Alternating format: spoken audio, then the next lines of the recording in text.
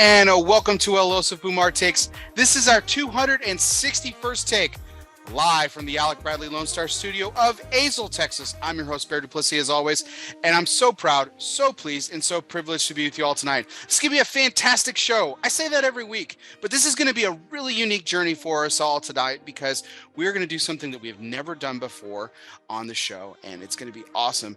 Now, my guest normally picks my cigar tonight, but I've selected the cigar, but my guest is going to be picking the accessories that we'll be using, and it's going to be not one, not two, not three, not four, not five, yes, 6 different fantastic products from this fantastic company. But before we get to formal introductions and announce the guest of honor, we do have to thank the people that make this show possible. That, of course, is our sponsors, and tonight's show is sponsored by Drew Estate. The latest and greatest from Drew Estate is, of course, an oldie but a goodie, something new but something old. Yes, the Papas Fritas is back, but it's back in the Liga Privada H99 blend. Yes, the Liga Privada H99 blend is now available in the Papas Fritas size. Yes, the iconic Papas Fritas size is now available with the Liga Privada H99 blend. You can check it out at any Drew Diplomat retailer. So go out, check out any Drew Diplomat retailer, and check out the Liga Privada H99 in the iconic Papas Fritas size, and get more Drew Estate wherever possible. So thank you, everyone. So welcome, everyone. This is our 261st take. So without further ado, let's get to introductions. Tonight's guest is sponsored by United Cigar. Smoke one today. Start living United. It is Mr. Jimmy Miudo of Quality Importers. Jimmy, how you doing tonight? I'm good. How are you? I'm doing fantastic, sir. Thank you so much. Thank you so much for doing this tonight and being a part of my show. I'm so excited to break out some of these products that we've got. I've kind of just I didn't bury the lead in the intro. I usually do. There's usually a little bit more intrigue, but I was just so excited. This is something that we've never done on the show. I've certainly had products and I've used different products and I've talked about products, but this is something completely different. And there's a really cool thing about each one of these products too, that we've got and everything. So so let's get right into this but actually, before we do, real quick, there was something that I kind of wanted to, I did want to just kind of break the ice a little bit with here. And I was just interested. So we're going to get to talk a little bit more about your background and everything like that here in just a few minutes. But you graduated undergrad from UMass Dartmouth. Yeah. And one of my favorite directors and writers actually attended. He graduated way before you, and so any hopes of you guys being like roommates or something like that is dashed. But Brian Helgeland, who directed Is that the movie LA Confidential? Yeah, won the Oscar for LA Confidential. He directed 42, the biopic about Jackie Robinson. I'm a huge fan of his work. But I was just in the spirit of that, I think it's interesting because I went to college and high school with some people who ended up actually doing some important stuff in sports and other things and everything like that. But was there anyone that you went to school with that went on to maybe not quite that level accolade that went on to something great? Well, I actually started at University of Massachusetts in Amherst, and I would tell you that my college experience is one of those where sometimes you don't find the right fit, and it's really important for you to find the right fit, whether it's a group of friends or your school or your career, the job and your career in the company you work for. So I actually went to UMass Amherst first, and that was not a good thing for me. But when I was there, one of my suite mates, we lived in suites. He was a bass player, and he went on to get signed by, I think it was the Beastie Boys record label, and they toured, and he's opened up for a million people, and they were eventually sued and had to change their name because their name was Gangster Bitch Barbie, and that didn't go so well. But him, but then later on I finished off at UMass Dartmouth, which was a much better fit for me, and it was a really good experience. I did some quick calculating and some math, which probably puts you around the time. There was another actor that actually went to UMass Dartmouth that went. I guess he was around your time, which was the because I think you graduated 98, right? Is that if that's not 90, 97? I finished in 96. The graduation was 97. Okay. Yeah, Yeah. the guy I'm thinking about is Pooch Hall. He went on to be a an actor as well. Okay. Yeah. Don't know And that. he I think he's a couple years younger than you, so probably, but Yeah. that was the only one that I could find that was around the same class and everything. Brian Hegelin is like I think graduated like 12 years before you, so definitely definitely not in the But same yeah, definitely classes. knew about him. We all knew about him though, for sure. Yeah, man, he's one of my favorites. It's awesome. So, yeah. So when I saw that you went to UMass Dartmouth there, I put two and two together and everything. I was like, that's awesome. So I was like, we're gonna talk about him. I was like, I don't even care if you've even heard of him. I was like, we're gonna talk about one of my favorites and everything. But let's get right into it. So we always talk about our major point here on ELOSOFUMAR takes, and tonight's major point is always brought to you by the people. Yes, to cigar people, the people who know everything about a lifetime of service. Protocol Cigars is more than just pool parties and good times. Well, maybe it is. But behind the fun is a motivation for service, a motivation for giving back from the original Protocol Blue to the latest release in the Lawman series. Phoebe Cousins' protocol has always been about honor, passion, and yes, the people. It's what their life's work has been and always will be about. Power of the P, Protocol Cigars. So, Jimmy, let's get right into it here. We've got three sets of products that we're going to pair up tonight Mhm. on some cigars. I actually chose three of the identical cigars. So we're going to smoke I'm going to be smoking the United Robusto Natural with all three of these products. It's a 5x52 Robusto. Um, and so I've got three sets here. Did you know what sets that we've got? And we'll certainly get into introductions in short order for everybody in our audience. But is there one that you wanted me to start with? Did you want me to start with the Palio and the single, or what did you want me Yeah, to? let's start with the Palio. I think that'd be great. Okay, fantastic. Yeah. So so we've got the Palio V cutter. Mm-hmm. And I still got it in the cellophane. So this is gonna be a process, everybody. We're gonna have a little process here.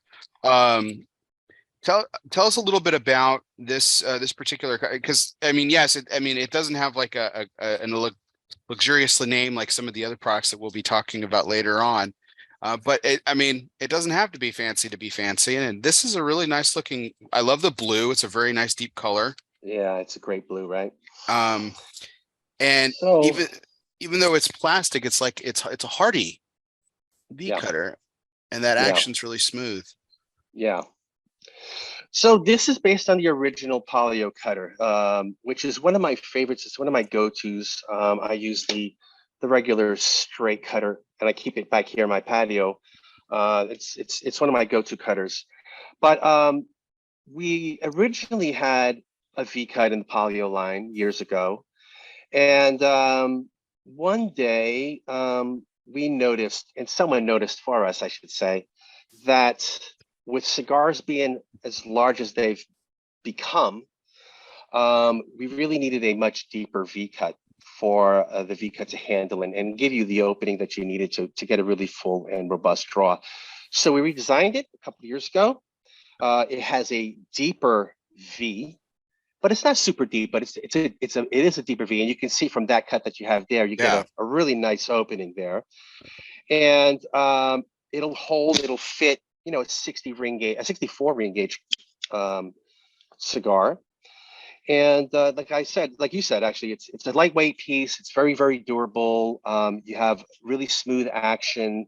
With the finger holes, it's super easy to use. You can toss it around and not worry about the finish or anything like that. And it fits really well in the line. And the most important thing is like you were showing, is this beautiful V cut that you get. Really nice, deep. You get a deep draw out of that. And yeah, that so this is only 2 years old. this is Jimmy. This is crazy. So I'm we talked about this before we started the show. You and I both love the guillotine. We like a lot of draw space. We like, so I mean, I don't know what I was expecting with this. I got to be honest with you, but I've always been, and we're going to talk a little bit about this because you obviously have history with this company. There's one V cutter that I've always been partial to, which is a Calibri that has that deep V cut. Um, Okay. um, and I thought that was really deep. This is This is sensational. Yeah. This, I mean, holy cow. Yeah. I Yeah. I mean, like right now, just on a dry draw, it's just, it feels already amazing. I'm trying to see if they can do justice for people looking of, people listening later on podcasts. I'm sorry, but go out and get a Palio V cutter right now. You got to do it. Yeah. If you're a V cut fan, like, holy cow. This is, I've never seen anything like this. I'm blown up. This is not acting either, Jimmy. And for my audience, this is not fake. I'm literally blown away. This is crazy. I've never And seen that. it's very crisp. I mean, the Yeah. lines, right? It's just super crisp. It's sheared right off, right? Yeah. Wow. Yeah. Okay. All right. So let's so we have again we talked about luxurious names. We do have something with a little bit of panache to it. The Palio Sienna lighter, which is a single jet torch that we'll be using to light this cigar. And again, you guys matched me up, man. The blue and the blue. I like this. This is nice. I got a little bit of a matchy going on. I really like the design of this, but I've seen this before, obviously at the trade show. I love the deep tank and everything. And then thank you, Jimmy, from the bottom of my heart to adjust the flame is so easy on these. God bless you, sir. So tell us a little bit more about this. While I'm actually gonna fill it up and light the cigar. So the Palio Sienna is actually, the Palio line itself was really made its name in the cutter world. Started in the 90s with the original Palio cutter. Here and there, I think even before we owned the brand, there was a lighter in the line, but we decided that it deserved a real, robust line with a lot of options and focus on some price points that were, because we do own the Xikar brand, focus on some price points that were in competition with Xikar and gave people who wanted that level of usefulness, that level of design, that level of quality in price points starting at $8.99, going to as up as well within the main Palio line up to $19.99, and then we could talk about it later, but we have another version, another segment within the Palio brand called Palio Pro, and that goes up to the $50 range. But this is a $9.99 lighter retail, so there's a super amount of value in here. I think we've thought it out well. There's an oversized single flame, so it's not your regular single flame. It's more powerful. It's a more powerful single flame. Go ahead and show it. See if we can get it on there a little bit. Yeah, it's pretty crazy. And then because that flame will be using more butane as you light it, we created a much larger tank, much larger than normal. So if you were to see lighters in this sort of mold, they're much smaller than this. And also, the other reason why it's larger is I've always found that a lot of the value line lighters in this price range, $10 to $20, I always found them to be kind of tiny, really, for my hand. And I'm not a huge guy. I think I'm your average height, average size, and my hands are average, I think. But I always found them to be tiny. So I go back to a brand that I used to study back when I was in school, which was ASO, and they started to, if you're familiar with them, their big thing in the beginning was they would take household appliances and make their handles larger because their goal was to make products for people with some hand disabilities or arthritis or things like that. So they would build, that's right, yeah.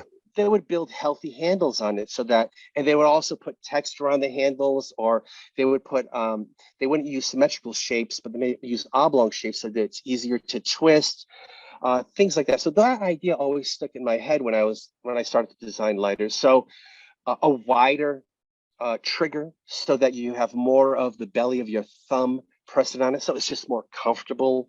And then, of course, when I first came into the business, all the lighters had, you needed like a screwdriver to turn up the flame, and that was like the worst. So yeah, I've always designed really easy to use, and if I can do the whole bottom, it'll be the whole bottom, but oversized flame adjusters, because even after you set the flame to where you want it, as the fuel line goes down and you also have less pressure in there. So you might have to turn it up a little bit to get back to the flame height that you actually like, your preference. So that should be easy. I should be able to just grab it and just do it. So these are really important features that are probably invisible and that's okay because the end result is you'll find that the product is easy to use. And yeah, the big tank, I measure it. We do a little bit of a test where I'll test the duration, and and you can easily get 100 cigar lights out of a full tank from the That's Sienna, crazy. which is a lot, which is a lot. Yeah, well, and you just touched on a couple of things that I want to point out there that's really special about this TJB. So like one, 100 lights, that's insane.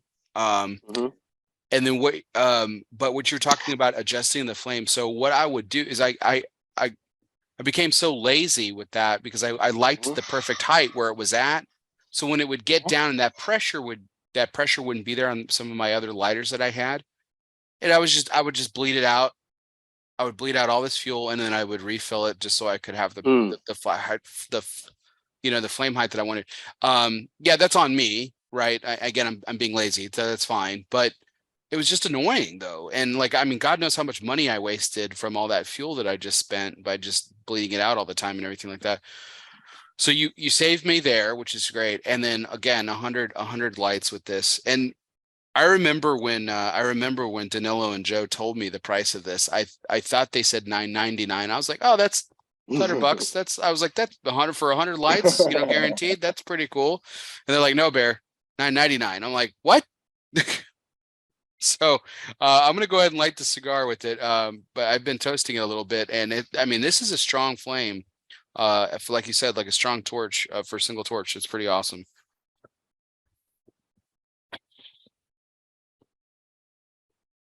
And then so also with the affordability, what I end up doing in lighters, the Palio line is I actually have, I have two in the car. I keep one in my compartment by my elbow, and then I have a drawer in the because I do smoke in my car. I don't smoke in my house, but I do smoke in my car, and I'll keep one in the compartment by the door. I have one or two out here by the patio, one by my table, and one here by my seat. So I like to have actually a handful and keep them, spread throughout the house, and not the house, but throughout the wherever I smoke. Um, and they're great to travel with. They're lightweight, and they keep, high capacity. So if you bring it on vacation and go somewhere, you don't have to worry about bringing butane as well because they'll last a weekend easily. I'm still mesmerized by this V cut. Holy cow, this is crazy. And the smoke is just pillowing out too on this draw. It's crazy. Unbelievable. What did you decide to light up? Because I saw you use the same cutter. Yeah, this is a Tatuaje Reserva, the K triple two two two two two 222. Nice. And Tatuaje, yeah, this is the Tatuaje line has been one of my favorites since I started smoking, on a regular basis years ago. I've been a fan of their not only the cigars, but as a marketing person, I've been a fan of how they market and how they, um, communicate their brand. And I really appreciate watching the loyal fans that they have. I think Hmm. they're really respectful to their fans and to their customers. So it's a brand that I really respect, and for a lot of reasons. And Yep. yeah, this has always been one of my go-tos. I like the small ones. I really love those. I don't remember the names. Castadores, maybe the little tiny Oh ones. I yeah, like yeah. The smoking Cazadores those. are great. Those are fantastic. There's one size just above that in the 50 count box that I also like a lot, and those are great. I think I heard Pete call them dog walkers once, but yeah, sometimes I only have like, well, I normally smoke a cigar in about 20, 30 minutes. I don't smoke for an hour. I smoke it pretty quickly, but if I only have like 10 minutes, I'd like to smoke one of those. Yeah, Pete's done a great job with his brand, and yeah, some of those smaller cigars that he makes are just absolutely killer. That's great. Um, and this V cut is just fantastic. I'm not a V cut guy. I'm so pleased that I got an opportunity to try this out. This is fantastic. Oh, it's unbelievable. I'm glad you like it. I'm still mesmerized by it. It's just crazy. So diving into a little bit of your journey here, Jimmy. I was really like we talked a little bit about your time at UMass Dartmouth and everything.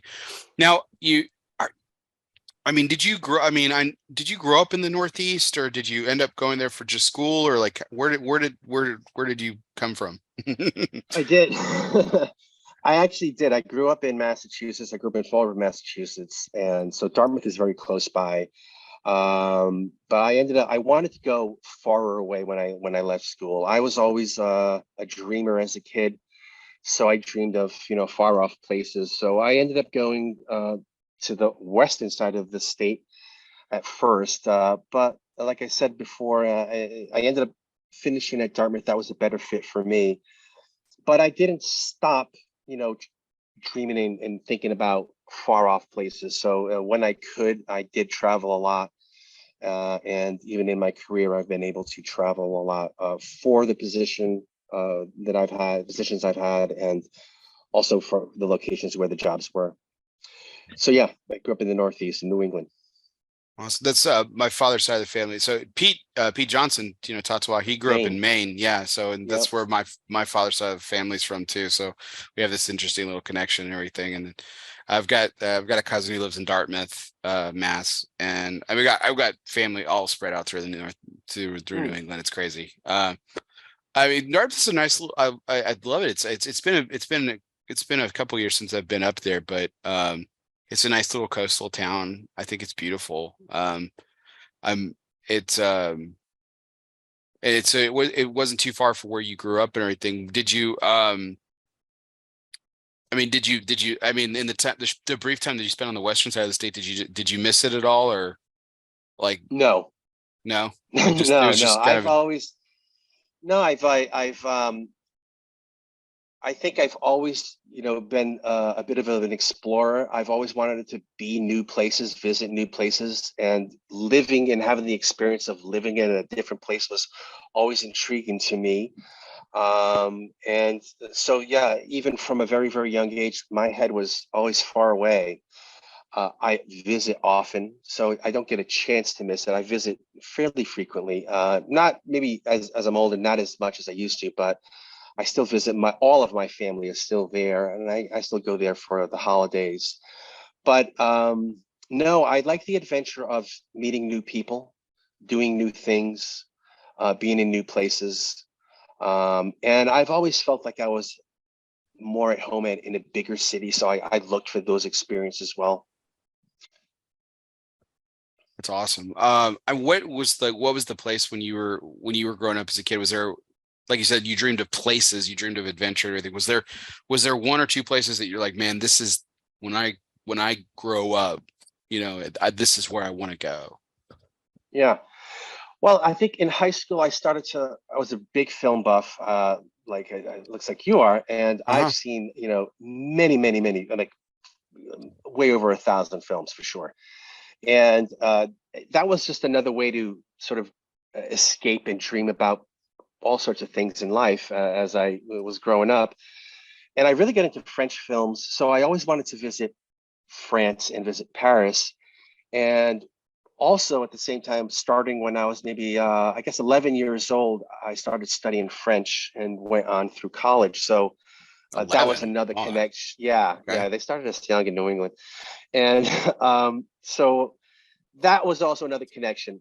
And then when I went to actually UMass Dartmouth, I was part of a business club, and we did an overseas task force where we connected local businesses to European businesses, local actually manufacturers to a lot of European distributors and European retailers. And it was a four-city trip, and the first city was Rome. And I remember we got off the plane, and it was the first plane trip that I got off like on the tarmac. Didn't go through a tunnel. Got off on a tarmac, and like that was like an experience. And then they took us into a bus that went into the terminal, and with no exaggeration, as soon as the terminal doors opened, like a heavy cloud of smoke just blasted us, because at that time you could smoke literally everywhere in Italy, and they did. So it was filled with smoke, and obviously it's mostly cigarette smoke. But when I got to the city, it was such a jarring experience. It was so different from anything I'd ever been around. It was really shocking to see first the architecture, which was so varied, super ancient and super contemporary. Yeah. And I noticed that all the design was also super ancient and super contemporary. Like the phones were so modern looking. And in those days, we still, we didn't have cell phones or really sleek looking phones, not really. So their phones, and I remember the columns that they would build to build up the overpass for a house, completely different and super futuristic. So it looked the weird of the future. And then, that's where I also noticed that they, with all of oomph and energy, like how you opened your show, like they talk like that all the time, a lot of energy, And that was surprising. I thought that was kind of cliche, and they really bring that energy to their conversations, which I thought was amazing. And of course, you hear about the food, and it's really understated. The food is unbelievable. So that was actually my first experience, and actually I remember during a subsequent trip to Italy, being in Milan, and Milan has an area called the Galleria, and in the corner, it's like so it's covered with this beautiful glasswork, open streets with shops, and one of the corner shops was actually a tobacco shop, a cigar shop, and it was amazingly just gorgeous and beautiful. And I remember walking in there, and I had in my hand a sample. It hadn't been released yet, but it was one of the first triple jet flame lighters ever. And I want to say it was the first, but I'm not 100% sure now, 20 years later. But and showing it to the guys in the shop, and they were kind of going crazy over it. But it was interesting at that time where it's such a prime piece of real estate, and there was the cigar shop right there. It was pretty cool. Then subsequently went to other cities and explored and really enjoyed it. That's what I love about Europe is first of all, they keep everything. So like there's always this respect to history, which is unlike anything else. And I recognize obviously that the United States is much younger, and you have the benefit of growing up on the East Coast where there is older stuff, Older. I grew up in El Paso, Texas, where they talked about the three missions that were like the oldest things in our state and west of the Mississippi and everything, but because they'd been built in the 1500s, but that was it, like pretty much. And so it's always nice going to Europe and seeing that kind of mix of everything. I mean, I was just in Scotland and England, and things were built in the 1500s like nobody's business. And Stirling Castle, which I was there, that's 1,000 years old. It was just insane, the age on things like that. So it's, and then like you said, like you turn the corner and like there's a 400-year-old castle, and then you turn the corner and there's a cigar shop with modern phone and everything like that. It's kind of really weird. But Rome is, there's a lot to not like about Rome, but God, most of it's just so beautiful. You just can't take your eyes off of it. That's awesome. Where did I know that you actually had I guess it was either a minor or secondary degree in Portuguese, right? I did. So yeah. So where did that come from? Well, my family is Portuguese, and the obvious place. Yeah, and like a lot of folks, there actually are a handful of communities in New England that are Portuguese, and specifically the families are from the Azores, which is a group of islands in the middle of the Atlantic, so off the way, like 1,000 miles off. Yeah, my brother-in-law was stationed there. Yeah, absolutely. Yeah, they used to have there was an Air Force base there at one time.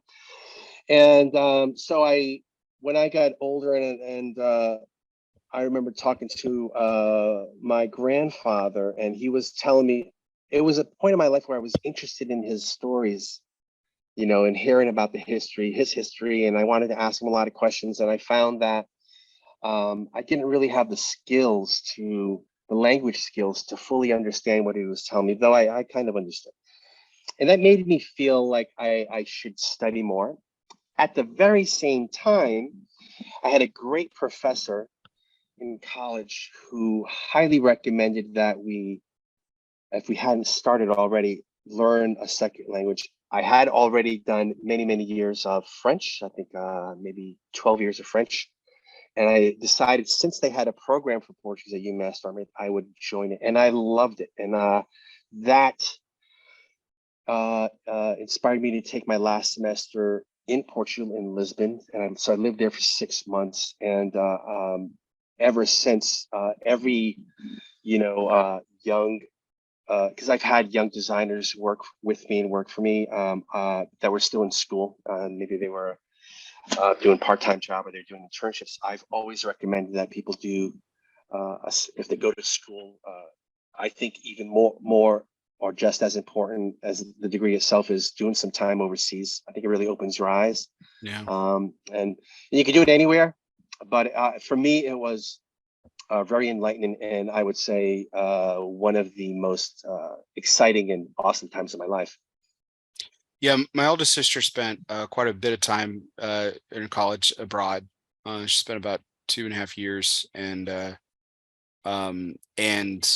or a year and a half rather. But still, I mean, when you think about a 4-year college program, it's quite a bit of time. But and I think I mean, I don't want to speak for her, but I think it really changed. It really changed the course of her life from an outside inside perspective of it, because of just like how much she was exposed to. And like, she went to school for journalism, and she ended up getting postgraduate work in in art history, and now she works in she's worked in some of the most prestigious museums in our country, and it's pretty awesome. Very proud of her. She's incredible. But yeah, I totally agree with you. I think studying abroad is something. I've spent some time abroad. I never had the opportunity to study. I should have in hindsight. I should have done a study abroad program, but got to spend some time overseas nonetheless. And I'm with you. I definitely recommend it for anybody. And when I went, it was well, there was internet and I had email, but it wasn't like you had portable internet on the phone. So it helped me learn how to travel, how to get to places, how to all of that sort of basic work that when you travel, and which I ended up using later on in my work life when I started to do a lot of travel, when I started to do organized trade shows. That came in handy actually, and not being afraid of going to somewhere new and being able to scout help if I needed to do, or scout whatever resource I needed to. You kind of become a little bit fearless when after that. Yeah, I can imagine. So you graduated from UMass Dartmouth, and you am I correct? You went straight to work for Calibri at that point, or? Yeah. So I had a lot of different plans. That wasn't my plan actually. But life happens and it brings you, different opportunities. So when it's interesting, it's a funny story, quick story. When I lived in Amherst, when I was at University of Massachusetts in Amherst, one day I was walking down the street in Main Street, center of town, and there was this bright yellow thing on the sidewalk, just laying on the sidewalk. And I got closer to it, I picked it up. I didn't know what it was, but it looked like a lot of the Sony products at that time, which was this bright yellow with black trim stuff. Yeah, and I remember the I opened face. it up. Yeah. So I opened it up, there's like a cap on it, and then I realized it was a lighter, and I lit it, and then there was this blue flame, which I had never seen before. And I was a smoker already. But I had never seen this blue flame, this hard blue flame. It wasn't like the normal big lighter. And it was a Calibri lighter. I remember seeing the logo, and I had that lighter for a little while, and then it was eventually stolen from me. And then years later, I go to UMass Dartmouth, and then I graduate, and I opened up the newspaper, because in those days, when you wanted to look for a job, you actually still looked in the newspaper, though I also looked online. And in the newspaper was this big logo in the want ad section that I recognized, and it was the Calibri logo. And I was like, wow, that's the lighter company. And I figured it must be the same. And then when I called them up and met them, it was. And yeah, within 3 weeks of graduating, I was working there. And my intention was for it to be a summer job, because my intention was to move somewhere to Europe. But I ended up staying there for 21 years. So where, like, I think that's it's one of those funny things, like, oh, this is just a temp gig, and then you end up making a career of it, everything. But I mean, a lot changed though in your 21 years with Calibri. I mean, obviously, I mean, you started, I mean, you started in analysis, right? You know, Yeah, before. analysis. Yeah, yeah. A lot of things have changed. Not only in my career, but in really in the cigar world in those 20 years and now 25 plus years. Um, yeah, and I started off, well, I had graduated with a marketing major. And when I got to the company, I realized that, and it was mostly a jewelry company, by the way. Most of its business was jewelry, not cigar accessories. But it was small enough that I realized I could see all the different parts of business and I could learn from them.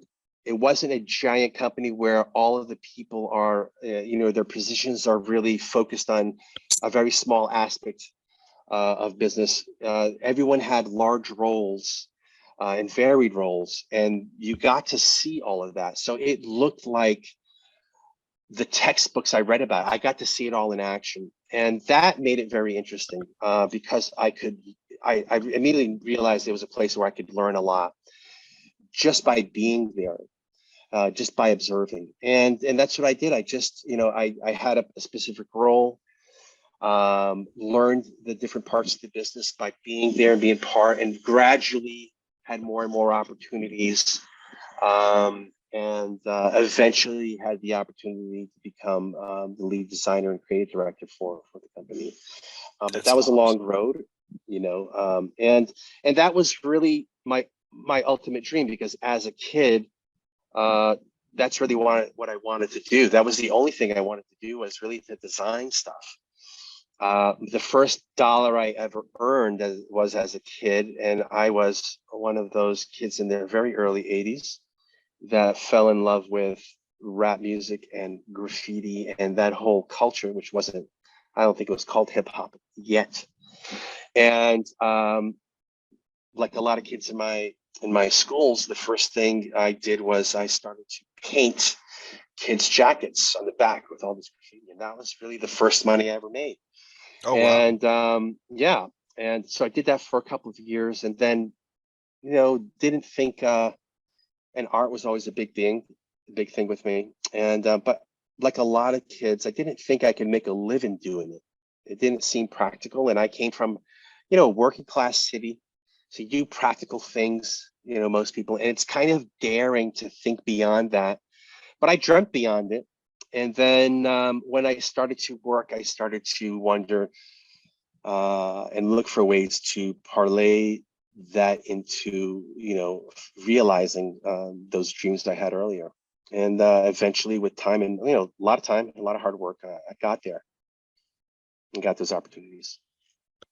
That's that's awesome. It just like the idea of talking to you tonight, Jimmy, was was really intriguing to me, just because the idea of designing some of this stuff that we're going to be using tonight, and I've already have for that matter, like it.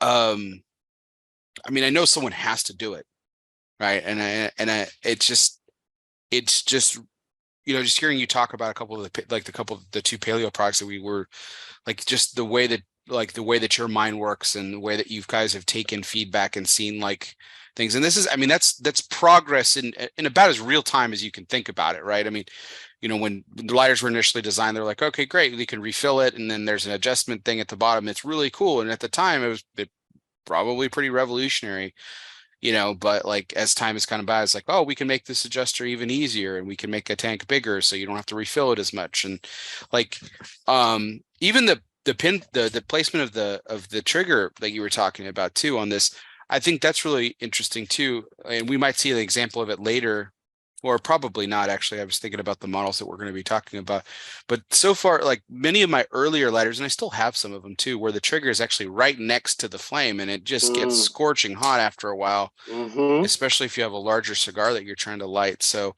I mean, those are obviously things that you took into consideration when creating something, and it's just, um, I mean, it's just awe-inspiring in itself. I know these are simple things to most people, but you know, you look at it differently, and it's I mean, well, I mean, I ask you, like, so when you look at a lighter, if someone handed you a Calibri lighter today, or another product, or you know, doesn't even have to be maybe it's an up and coming brand or something like that, and they're like, hey, we got this revolutionary thing or this new thing and everything like that. I mean, what do you look at? Like, how do you, because you have to look at it differently, like, than I do. Well, the process is interesting, and I think that one of the advantages that I have is that I'm at Quality Importers. We're users. You know, many of us are cigar smokers. So from our CEO, Mike Giordano, is a cigar smoker. Our president and COO, Alex Goldman, is a cigar smoker. Good friend of yours and mine, Danilo, is a cigar smoker. Danilo Fallon, who's now our procurement manager. Joe Grow, cigar smoker. So we're users. And I think that in the past, you probably had a lot of products were made by people who weren't using these tools, these instruments, and not realizing that, well, these are not like, it's not jewelry where they just hang on a wrist or on a finger. They have a job to do. So we as people interact with them. So we have hands. Our hands have to interact with these objects in a way that's comfortable, that makes us feel secure, that makes us feel good, that the item communicates back to us a level of quality, a level of ease of use, a level of efficiency in how it works. So all of these thoughts are built into what we design, and having, you know, multiple sources, and of course, consumer comments that we get a lot, also comments from our retailers, comment from social media and press. All of those comments we collect and we work into the designs as best we can. The design process, I personally look at it in there are three things going on at once. Probably what starts off first and has the most questions involved is all of the marketing stuff, you know. So for example, you know, you might have like an automotive company, and their marketing folks might have research that says, or they may notice, hey, you know, we don't have a large pickup in our line, and we really need to have a large pickup. The products we have are great, but we don't have this large pickup. And we look around in the market, and you know, maybe that's, and I think it has been, the number one selling model has been a large pickup. Oh, yeah, So absolutely. then they decide, then they start to decide other marketing features. Oh, you know, it probably should have four-wheel drive. It should have maybe a V8 or maybe a V6, probably a V8 or something, or all of these features, the market features. And also at the same time, we need to be able to sell it for this price. And we need to be able to communicate about it in a certain way, promote it in a certain way. And that's basically, it's the marketing 4Ps that you learn in the first day of any marketing class in high school or in college. Those things get resolved first usually. And then sort of happening off to the side, you probably have some R&D or some exploration of innovation going on separately. And so, for example, that same automotive company may have been working on a new V8, and they say, you know what, this new truck that we have, that'd be the perfect place to launch this V8 engine or this other feature or whatever it might be. And then for me, it kind of comes usually after the marketing stuff, at least, the design. And within the design, there's structural design, and then there's aesthetic design. And then maybe that innovation that you have has to be designed particularly for this new product, or the new product is calling for an innovation, and you have to design innovation from scratch. Yeah. So with our lighters, for example, we decided that Palio was deserving, as I mentioned earlier, of a complete lighter line. So we started to work on that. And you know, we're smokers, and we know, well, we got to have a triple flame. We got to have a good triple flame. and we need a really solid single flame, and then we need to have, a solid double flame. So those are the sort of broader categories that we realize, okay, that's what we need to do. So then we try to figure out, hey, what price should we be at? And we decided, we want everyone to be able to have this. We want the Palio to be widely distributed. We already have a premium line, which is the Xikar line. So let's develop a value priced line. So with having that price in mind, we started to design and engineer toward having a great $9.99 lighter or $14.99 lighter or $19.99 lighter. And then you start to get to the details that come with being an experienced user of lighters over the years, and being a cigar smoker and knowing what you like and what you don't like, and what like, as we mentioned before, sticking my thumbnail to adjust the flame is something I hate, right? Everybody dislikes that. So why not make it really easy and just, the whole base? I could just twist the whole base, easy, effortless, right? Glides. So that's part one. Never like the really narrow ignition buttons that kind of just bury themselves into the bone of my thumb. I like it wide, that way it spreads out, and that way I don't have to press with a lot of force. It just goes down easy. And then the rest of it is fuel capacity. I don't like being caught when I'm out low on fuel, right? So let's build a lighter that has a very high capacity, and it's a transparent tank, so I can always see the fuel level that I have. I just got to look at it. I don't have to hold it in any particular way. It's just really obvious. It's clear. So all of these details that comes with experience over many years of smoking and having the feedback. I've done a lot of consumer shows in my life where, and in the accessories business, when you're doing cigar events, you actually get to spend a lot of time talking to people because they have a lot of questions. And so I get that feedback directly, and I've always tried to incorporate, and you hear things often enough, you realize it's a thing, and you incorporate all of that valuable information into the design. And that's, in the end, what you end up having is thoughtful design that's been thought out, as opposed to, in the early days, products are like the cigars were in the early days. They're just pumped out by volume as fast as they could because you couldn't have enough of them. The demand was so high. Today things are different. You have much better thought out products, much higher quality products, much more reliable products. So that's why we have the warranties that we do on both Palio and Xikar. They're limited lifetime warranties. We fully back up these products. That's awesome. So I wanted to take this opportunity, since we're already kind of talking about QI. We wanted to tack our next pairing here with it. So Jimmy, which one do you want to go with? Do you want to go with the punch, or do you want to go with the guillotine pairing? Let's do the punch pairing with the Turum, the double flame. Yeah, let's do this. So first, let's talk about obviously the cutter we're going to be using. Again, I'm going to be cutting another United Cigars United Robusto 5x52, the same cigar that I did, and that cigar drew incredibly well with the Palio cutter and everything. So we're going to be doing the 10mm punch cutter. Here's the packaging, wonderful packaging, and I mean, really handy dandy, heavy duty too. This is heavy. This has got some weight to it.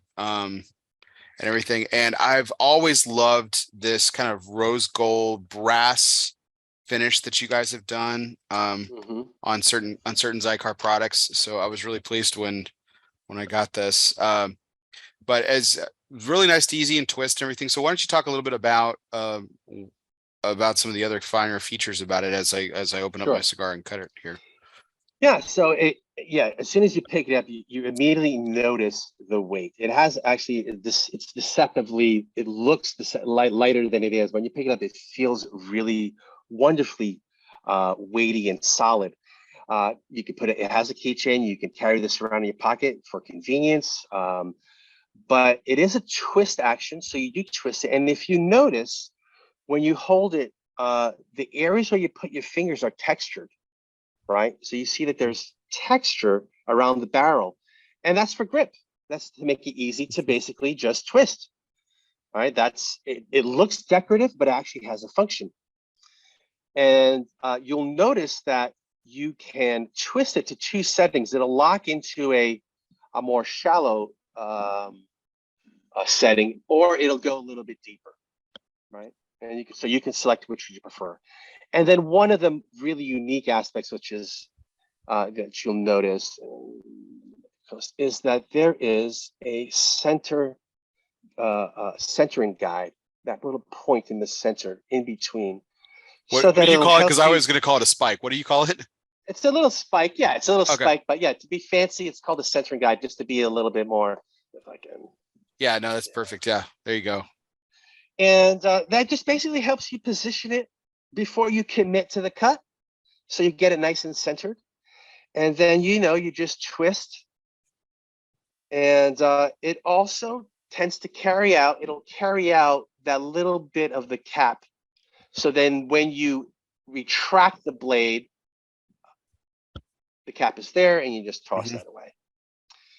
That was clean. That was super clean, super clean. Yeah. And you get a nice, you get a really nice clean cut. And we were talking about, well, what do you use a punch for? What size cigar? And I've always liked the punches on smaller ring gauges, because I just wanted to have that larger opening as a percentage of the area. And then, and frankly, when I've smoked a larger cigar, and like sometimes, if I'm using the punch, I'll actually cut it twice or three times to open it up more, because I do like it fully open. But you're able to govern that yourself, right? It's their decision. Everyone has their own preference. Yeah, I was noticing how you said you could lock it in a shallower one. I kept going. I didn't really realize. Yeah, you could do a shallower one. I should have tried it with that one first, just to kind of get the full experience. But I did. The grips are something a really nice touch, and that certainly helped a little bit as well. I think that, and what I've really disliked, I haven't really traditionally used punches very often, but I did, I worked retail for a time, like we were talking about earlier, and a lot of times patrons would ask me to cut their cigar, or I would offer to cut their cigar, and kind of cut what you like. And some people would obviously have a punch, and so we had a punch cutter, and it had gone a few rounds, let's just say.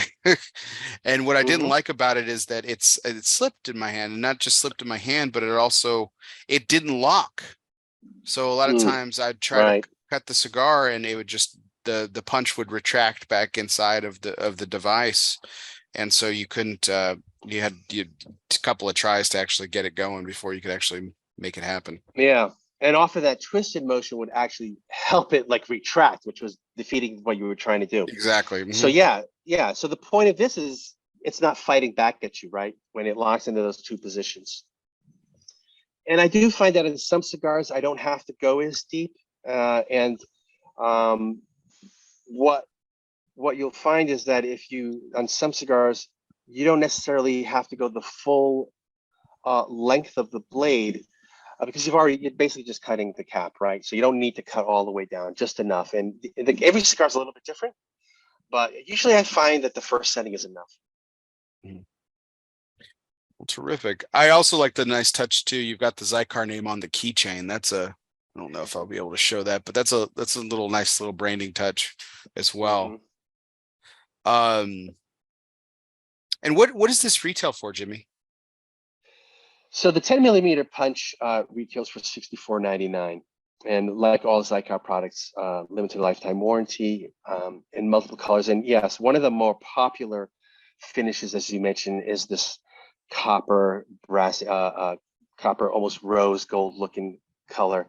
Really, really popular. We have it in a number of our models, and obviously with gunmetal and chrome and black, the usual masculine colors, right? Yeah. So the lighter that we're going to be using is the Turum lighter. It's a double flame. So I'm going to go ahead and open. I've got it right here. I'm going to go ahead and open her up. And again, this is a rather large box. So this is I know this is going to be a quite hefty piece here. Yeah. So this is the Turum, and it's actually full name is the Turum 5x64 because it is literally like a 5x64 cigar. That's the actual dimensions of it. Yeah. So I got the same exact one. And you know, it's one of the ideas behind it is that it'll fit nicely with your cigars in a travel case. You know, side by side with your cigars. Oh, yeah. Wow. Okay. Yeah. So a lot of folks, you know, you go to a backdoor barbecue or you go golf and they'll bring their cigar case, and this fits really well in that travel case. It's got a nice fuel capacity. You can tell by its size. And again, on the bottom, you know, you have the full bottom rotates for you to adjust. And actually, in this system, it's ratcheted. So yeah, I heard the click. You can hear it clicking. Yeah. Right. In each position.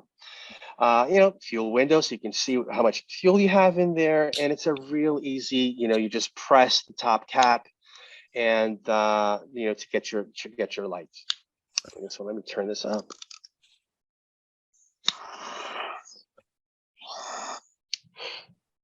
Yeah, I'm gonna go ahead and demonstrate the flame for it. So it's a double flame, and this is an example of what we were talking about earlier. But there's a handy part of it. So I was talking about how the Palio has the trigger below the flame, which protects your hand. But even as I've kind of let this go a little bit, I'm touching the top, and it's warm, but it's not hot. And but you're still protected. You're still protected when you trigger it back because it rocks back, and you're still away from the flame, which is nice. Yeah, your finger moves away from the flame, exactly. And then also there is some insulation there with the metal to contain heat within the burner chamber. And again, you'll see that at the top there's that texture for grip, so your thumb is not sliding off of the cap. So all these little details.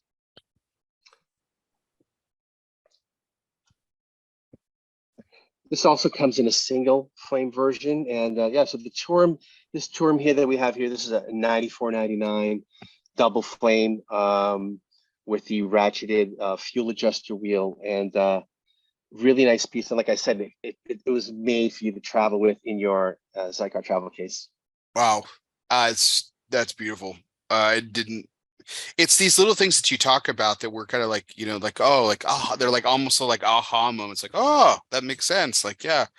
And the fact that you even name it a 5x54, like it's almost like it's a Robusto Grande. You can even hold it like a cigar. I mean, it's virtually identical. I mean, this is a 5x52 cigar. I mean, it's a little bit larger on the gauge, same length. Unbelievable.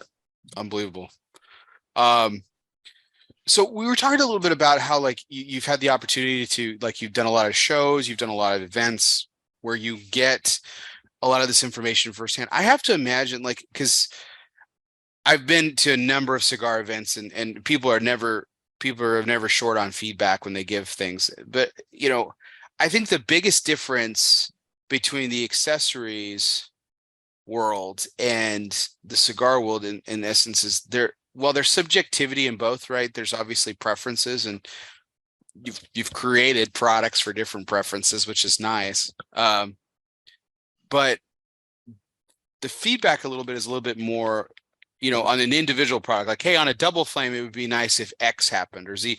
Like that subjectivity is a little, I guess it's a little less, I mean, I guess it's a little bit more helpful, you know, if I went up to, you know, a cigar blender and I was like, you know, you probably could use a little bit more Ligero in that blend. I mean, it's probably not going to go over so well. But if I said to you, like, hey, you know, I would really like it if my lighter had, you know, my finger wasn't so darn close to the flame or something like that. You know, obviously that's feedback that you guys have taken and ran with, on at least on these two products too. So I think it's really great. the idea of putting this in the humidor, where did that come? That's brilliant. Where did that come from? It wasn't my idea, but yeah, it was basically an idea of utility, right? So, um, the Xikar travel cases are, they're almost ubiquitous, right? You see them everywhere. I mean, I remember all of my friends in New York City when I would attend, a party, a cigar event that people would have in their backyard.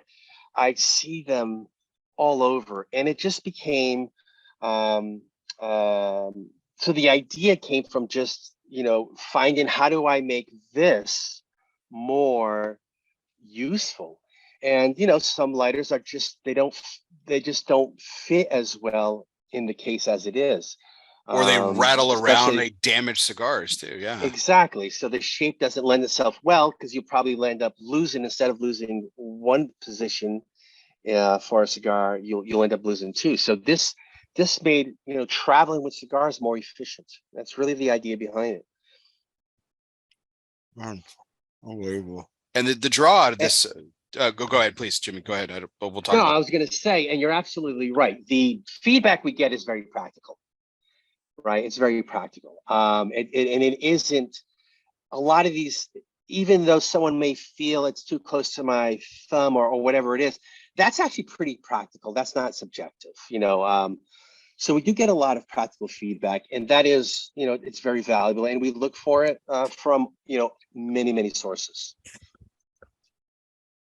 I'm just grabbing a beverage to my left here, so I'm a little out of frame. But I wanted to talk a little bit about the draw of this cigar with this punch. First of all, unbelievable. We were talking a little bit about before the show. Again, just to reference back to both you and I prefer a guillotine cut because, again, more surface area. We like more draw. We like more smoke as much as possible. And that's always been my complaint about the punch, is that it's a tiny hole, even on smaller cigars, to your point. I like to punch smaller cigars too, if I'm going to utilize a punch. Is that, it just, after a while, it just clogged up with tar. But even in the very beginning, it was a different smoking experience, which isn't a bad thing. Again, it's subjective, right? Some people like that. But for me, it never hit. So this obviously, this product, the 10 millimeter punch cutter, gives a guillotine like draw, because that's what I'm getting with a punch cut, which is really, really very refreshing. I'll just go ahead and say from a punch experience. So I'm enjoying this. I'm enjoying the draw when I'm getting this cut. This is sensational. Yeah, same. And again, that's where, as far as the percentage of the cap that's open, that's where a 10 millimeter would come in really handy versus something like a 7 or a 9. 1-2 millimeters does make actually a big difference, and it's noticeable when you cut it. And yeah, it'll reduce the amount of tar buildup toward the end of the cigar, right? You don't get as much of that. Is that so? I was going to ask, since we were talking about feedback, was that something that you heard a lot of? Because I have to imagine, like, the amount of people that I know that do like a punch cut don't really talk about that. They don't either care. They don't seem to care about the tar backup. They don't seem to notice. Well, I think that if they're punching all the time, then my presumption is that that's something that they're used to, and they feel that they may attribute to a characteristic of the cigar itself, that it gets that toward the end. But the size of it, its primary function is to deal with larger ring gauge cigars. That's its primary function, so that you have a good draw on these larger cigars.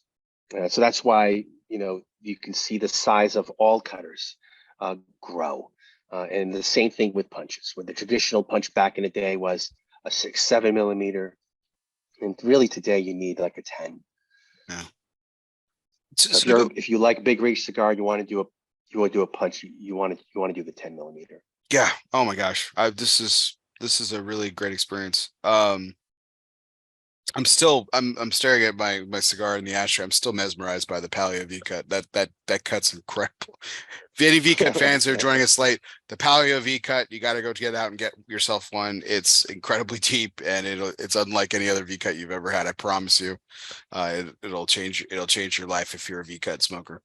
Um, the to go back to your journey with it. So like again, you spent 20 plus years at Calibri. You made the decision to move over to Quality Importers.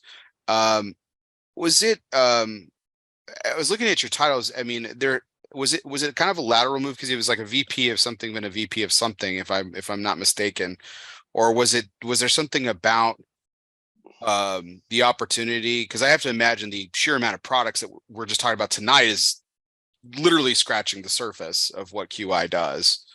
Was it Sure. just that? Oh, yeah. Was that kind of like a huge attractor for you when you decided to make the move? Um, yeah, I mean, I had a really good run at Calibri, and I finally got, in a place in my time there where I was designing products. I think the first cutter I designed there was the Calibri V cutter, and that did really well. And then I started to look for other things to add to that line, and eventually. When and I always knew about Xikar, right? That was my biggest competitor. So I knew I was really, I intimately knew everything that Kurt and Scott were doing, and was really a fan of a lot of what they did. And they were building a nice brand, and as my competitor.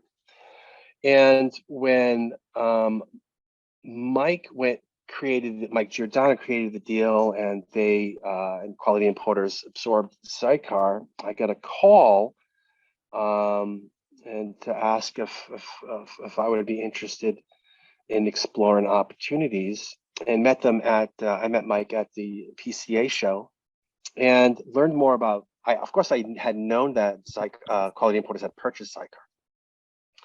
I had known that they owned the Cigar Caddy line and the Palio line. And when I met Mike, I learned all the rest that the company was doing, including the humidors. And it just seemed like a really interesting one. It seemed like a really larger opportunity because of all of the categories. Because Mm-hmm. I had really been focused on only lighters and cutters, really, really just that. I had done one humidor at the other company.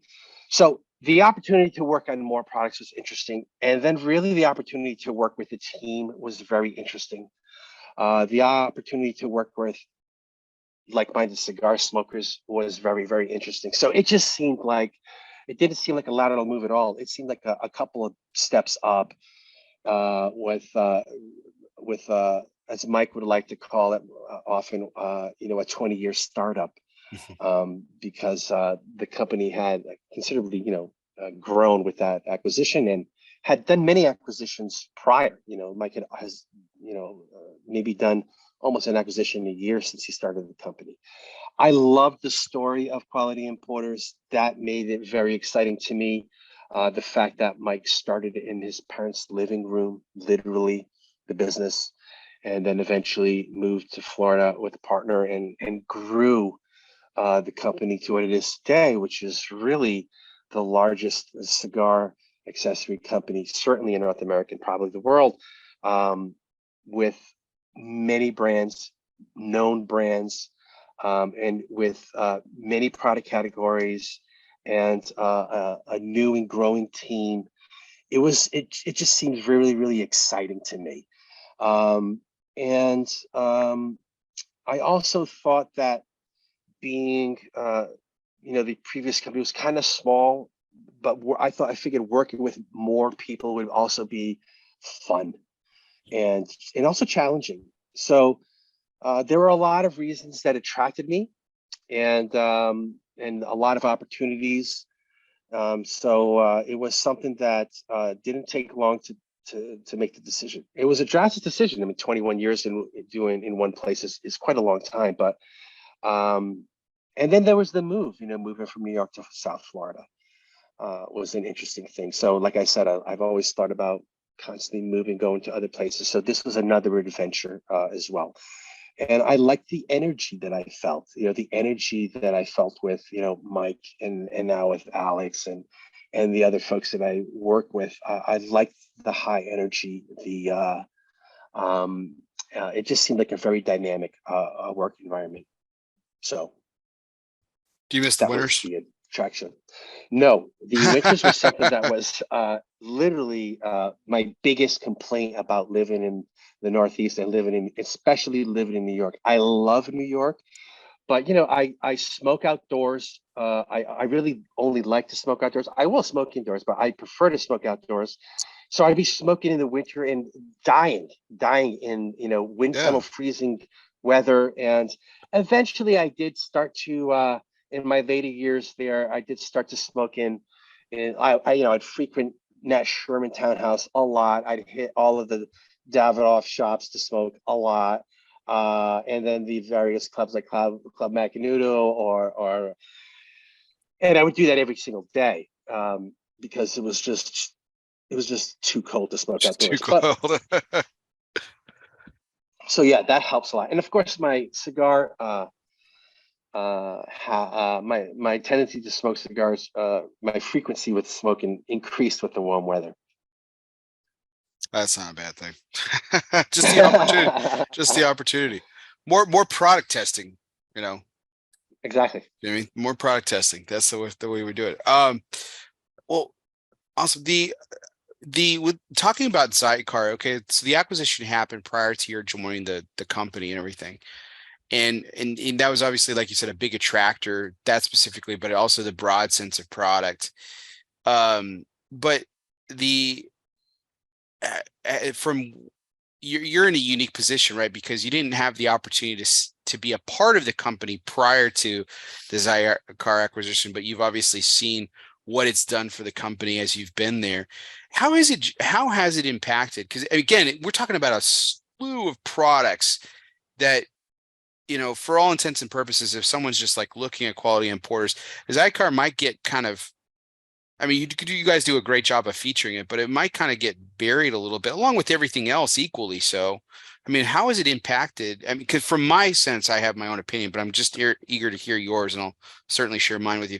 How has it impacted the performance of quality importers? Well, the key thing is to have well-defined brands, right? That's key. Otherwise, everything is sort of, you don't know how to define it. So we've already started to talk earlier today about how we define these brands, right?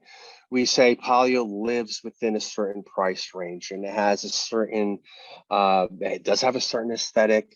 And our new Palio Pro line has a layer in the scheme of prices where it lives, and Xikar has it. So Xikar is a premium brand. And the price points are, $50 and above. So it lives there. And with that, there are certain expectations on materials and design and performance and all that. And then, and so as long as your brands are well defined, then having the collection and being a brand house is not an issue. And the same thing with our Humidor line. We have the Humidor Supreme line, and we're defining it now. And for many years, we've produced many humidors, and I own but they several of weren't them. right. Thank you. But they weren't necessarily branded. So what we decided to do was brand them so that people recognize it. They'll become aware of the brand and hopefully eventually become loyal to the brand and understand what it means to have a Humidor Supreme humidor. And that's speaking of the transition, that's one of the things that I also was keen on, was learning about these other categories that I didn't know about. I had designed one humidor, but I wasn't an expert on humidors. Mike is. And so that was an opportunity to learn all about humidors along with Danilo. I had the opportunity to ask a lot of questions and learn about what makes a humidor a humidor? What is a good humidor versus a not so good humidor? What are the key features what are the must-haves? So all of these questions, so that when I design the humidor, I am incorporating these things. So learning was another key attraction to coming here. But the Humidor Supreme line, we're developing it. We launched a series of furniture pieces. It's one of our specialties. Mm-hmm. And we design furniture pieces not only for stores, but these commercial humidors are excellent for the collector, the big collector for their homes. Yeah. So I had friends in New York that had, cigar collections that are tens of thousands of dollars. And they keep it in various ways. But I found a lot of them had what we call a Hum 2000, our tower humidor in their home. So collectors do buy these, more larger pieces. Mm-hmm. So being the go-to and the expert in that kind of product is very important to us. Educating people on the proper way to buy, buy for your needs and buy for the future, for your future collection as you grow a collection. So having well-defined brands is very, very important, and that allows consumers, it allows retailers, and allows us to understand how and where these different brands and their products live in the broader market. So it's been a benefit to have them all, and essentially what ends up happening is you end up with that, it's a cliche term, but the sum is greater than the equal of the parts. No, I tend to agree, because if you're looking at this from a business point of view, if I'm a retailer, I can be a Quality Importers customer, and I don't have to go to another outside company to appeal to my customer base. Like we're talking about with lighters, like specifically, right? The Palio lighter satisfies my budget customer. The Xikar satisfies my customer who's looking for something a little bit more luxurious, and wants something a little bit fancier and everything. And what I really like about it, which we were talking about with the Palio pieces, in addition to the Xikar, both are quality products. Both are quality products, but you can tell, you can tell exactly why the Palio lighter is $9.99 as opposed to the Turum, which is $65. I mean, it's obvious to the eye, and then also the material and everything like that. But again, what I found it really tremendous, and this is long before our conversation today, Jimmy. But I mean, what I've really loved about what you guys have done there is you've put together quality pieces, not to be too punny, but you guys have put together quality pieces that make sense in those particular markets that you're talking about. And to the humidor piece too, I think the furniture piece that you guys have added onto it, I'm literally have a countdown to when you guys finally release the Baltazar too, because that is a piece that I am absolutely going to buy. It is an extraordinary piece. And I'm so excited that it's going to get released finally, and we're going to get to see it, because I was blown away by it. It's beautiful, absolutely beautiful. Thank you. Yeah, it's a beautiful piece. I'm also looking forward to having one myself. And I'm glad you brought up that the retailer aspect of it, and it's very true. And even inside, we understand that we're essentially a one-stop shop for the retailer. They can get basically all of their needs on the accessory side from us. Not only the product categories, but all of the price ranges and the brands. And that obviously that is a strong point about what Quality Importers has to offer. And I would also say that it's not necessarily where you are a particular store only wants a particular price level. For sure, there are retailers based on the cigars that they sell, or maybe based on where they are. They focus on maybe price ranges that are in the lower end of the spectrum.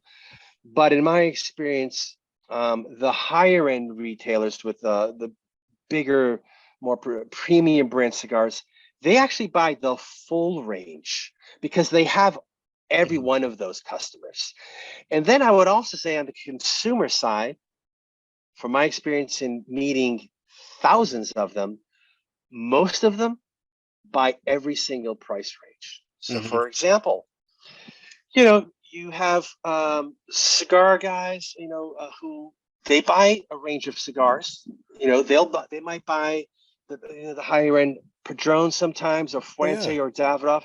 They also smoke the boutique stuff, and they probably throw in some more of maybe the more widely Value price. distributed Yeah. brands. Yeah, Yeah, and absolutely. value price as well, bundles and sure.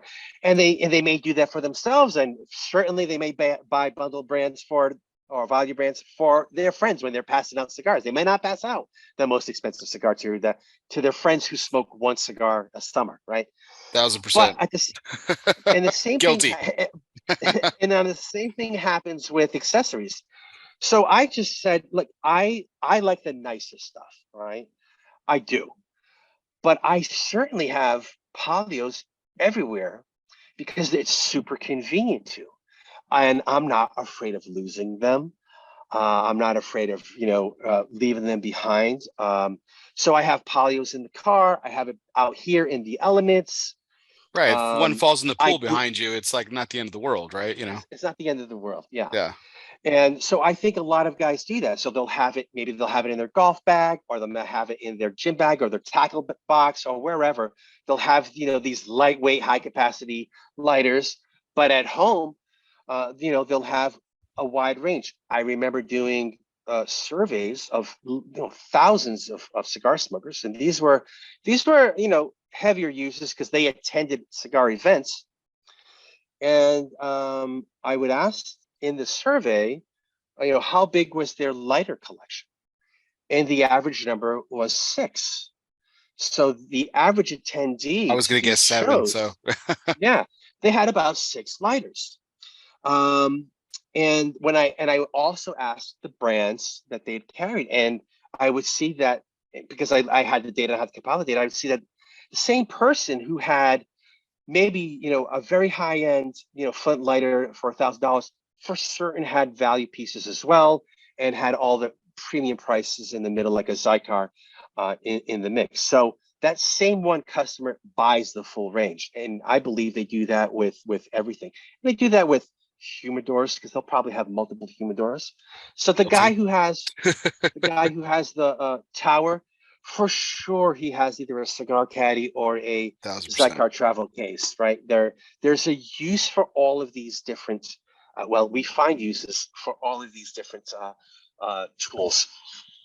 Well, going back to like the larger pieces, like the tower humidors and the larger capacity ones that you're talking about, those might find a place in not only in on the individual consumer level, but they're obviously being used in retail shops too. And what a great partnership that is, because not only is the product in use, but and I certainly hope retailers are taking note of this as we're talking about this, because this is a great sales opportunity for anyone who comes in and says, hey, I keep buying cigars, or for your larger customers that buy a lot. Hey, how would you like to have this humidor that I have here in my shop? Exactly.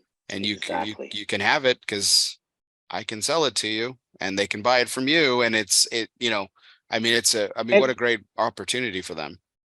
and we'll even drop ship it for them. So if a Oh, retailer has it in their okay. shop, and you have someone that comes in, man, I'd really love to have, I really like to have one of these in my house. We can make that happen, and we do that all the time. Yeah, that is an everyday part of our business for sure. Before we go into a couple of our fun segments that I have for my show, I wanted to touch on one last piece, a little bit more. It mixes a little business and personal. Again, we've talked on some of the you've designed a lot of these products that we've talked about tonight, and then numerous ones that we probably haven't mentioned to me. One of the cool things I love about Quality Importers is you guys are doing the swag bunker, where you're able to put marketing from other companies, whether they be cigar companies or retailers or whoever or whatever, on these products that you've designed. I'm interested to hear your feeling on that. Like it's got to be an interesting source of pride for you, right? When someone says, "I love this lighter that you designed, or this cutter that you designed so much, I want to put my logo on it." That's got to be a really unique experience for you. Um, it's good. I mean, I do. When we launch a new product, as a designer, honestly, the biggest feeling I normally get, and I'm often asked that question, But when a product launches and it's well received, for me, it's a sense of first relief, because I do get nervous about it. But what I really like is not necessarily that someone comments on the design. I really like that the formula that I mentioned earlier worked, right? That we were correct and decided what kind of instrument to make, that we made it for the right price, that we had the right level of innovation, and we had the right features in it. And then in the end, it also had a really cool or attractive or innovative design to it. So the whole formula is what I take pride in, and that I appreciate when products launch. But I'm glad you asked about the swag bunker, because it's one of those things that I was thinking about earlier when you asked me, like, well, you've been there, you had 25-year span of your career. One of the things that I've noticed that has changed quite a bit has been the way cigars are marketed. And I do remember very, very early on, late 90s, early 2000s, that there weren't many truly marketing companies in the cigar world. The one that stood out to me at the time was CAO. When you saw CAO's ads, it looked different. There was a personality to it. There was it looked younger. It wasn't necessarily talking about the wrapper binder filler. They were selling a lifestyle. They were talking about a lifestyle, and that is actually authentic. That is part of the cigar world. And then, and later on, other brands started to take note. And there are some amazing marketing companies now in the cigar world that do a great job of communicating their products and their brands to not only the retail audience, the retailers, but also end users, consumers. And one of the things that the cigar business has, the people who market cigars, one of the things that I've noticed that has changed has been the use of products to communicate brand awareness and to communicate brand loyalty. And it's something that has been done forever by much larger marketing companies, whether they're a beer company or, I remember when I was very young, Marlboro would put together swag for you if you were a customer, and you would get a hat, and you would get all sorts of these, products that were not necessarily, not even necessarily related to the product they were selling. And they would use that because they either had to do two things. Companies were either making you be aware of their brand because you weren't aware of it, or they were making you not forget it. That's why, you see as many McDonald's commercials as you do. They don't want you to forget that they exist, because they have lots of competition that is constantly talking to you also. So everyone needs to remind you that they are here. And if they're a new brand, even more so, build brand awareness. And so that has become a major part of not only the cigar brand's marketing strategy, but also even retailers. So with the swag bunker, it has some major advantages. It has access to all of our brands, all of our products and product categories, and all of our inventory. And where only larger players in the marketing world, larger cigar companies who could go to a factory and say, look, I want to promote my brand. I want to make a cutter, and I want to put my logo on the cutter. If they would go to a factory, they need to spend many thousands and purchase many, many thousands of items to do that. And of course, they did. And the benefit would be that if they were introducing a new cigar, maybe they would package it with a cutter, with a logo on it. And that cutter, because why would they do this? Well, that cutter has a longer life than that cigar, because that cigar is going to be smoked. 1000%, yeah. And the band is probably going to be tossed. So now we're relying on, as a cigar marketer, you're relying on the person's memory to remember that one cigar that they tried from you. But if they have it on the cutter that they're going to have for probably years, that message, hey, this new cigar brand or this new cigar blend exists, that will constantly communicate to them. They will constantly be reminded of that. And that will help them build brand awareness. Also, the item will probably be shared and be exposed to other people. And when their friends use that cutter or that blend, they say, what is this brand? What is that? And that's an opportunity for that person who did smoke the cigar to communicate. So now with what we offer, access to our inventory, access to our brands and products, we can do that on a large scale. So if a company needs thousands, we can handle that. Or if a company needs, maybe it's a cigar shop and they're going to have, maybe they just are dabbling in having events and they haven't done events before. And they want to promote it. And maybe they have a house blend that they want to promote, or they just want to promote the store itself. They can contact us and we can put together a list of options for them in their price range, whatever they want to spend. And we can work with them on their logo. Some folks don't even have an official logo, and we can build one for them. And then we can apply it onto a product at different price levels, whatever their budget, whatever they're thinking. And they will have a promotional piece that has a long shelf life. Same thing with new cigar companies. They have, the cigar world has a lot of every year there's a handful of new cigar companies. And they need to build brand awareness. And what better way to do that with something that has long life that will remain with the person after they smoke that first trial cigar.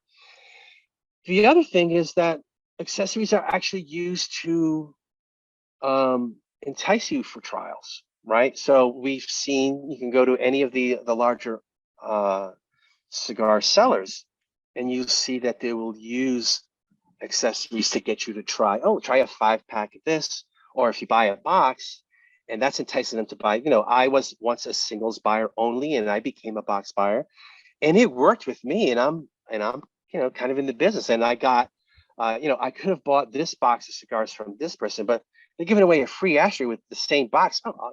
Why not? I'll grab that one. So it's also used to sell cigars into as a promotional item. Mm-hmm. Whether it's logoed or not. So, but yeah, Swag Bunker is really a very helpful tool to first build awareness if that's your strategy, or if you're in the loyalty strategy and you have a mature brand, then loyalty is still a very important part of the strategy, because all of your competitors are also communicating that they are there.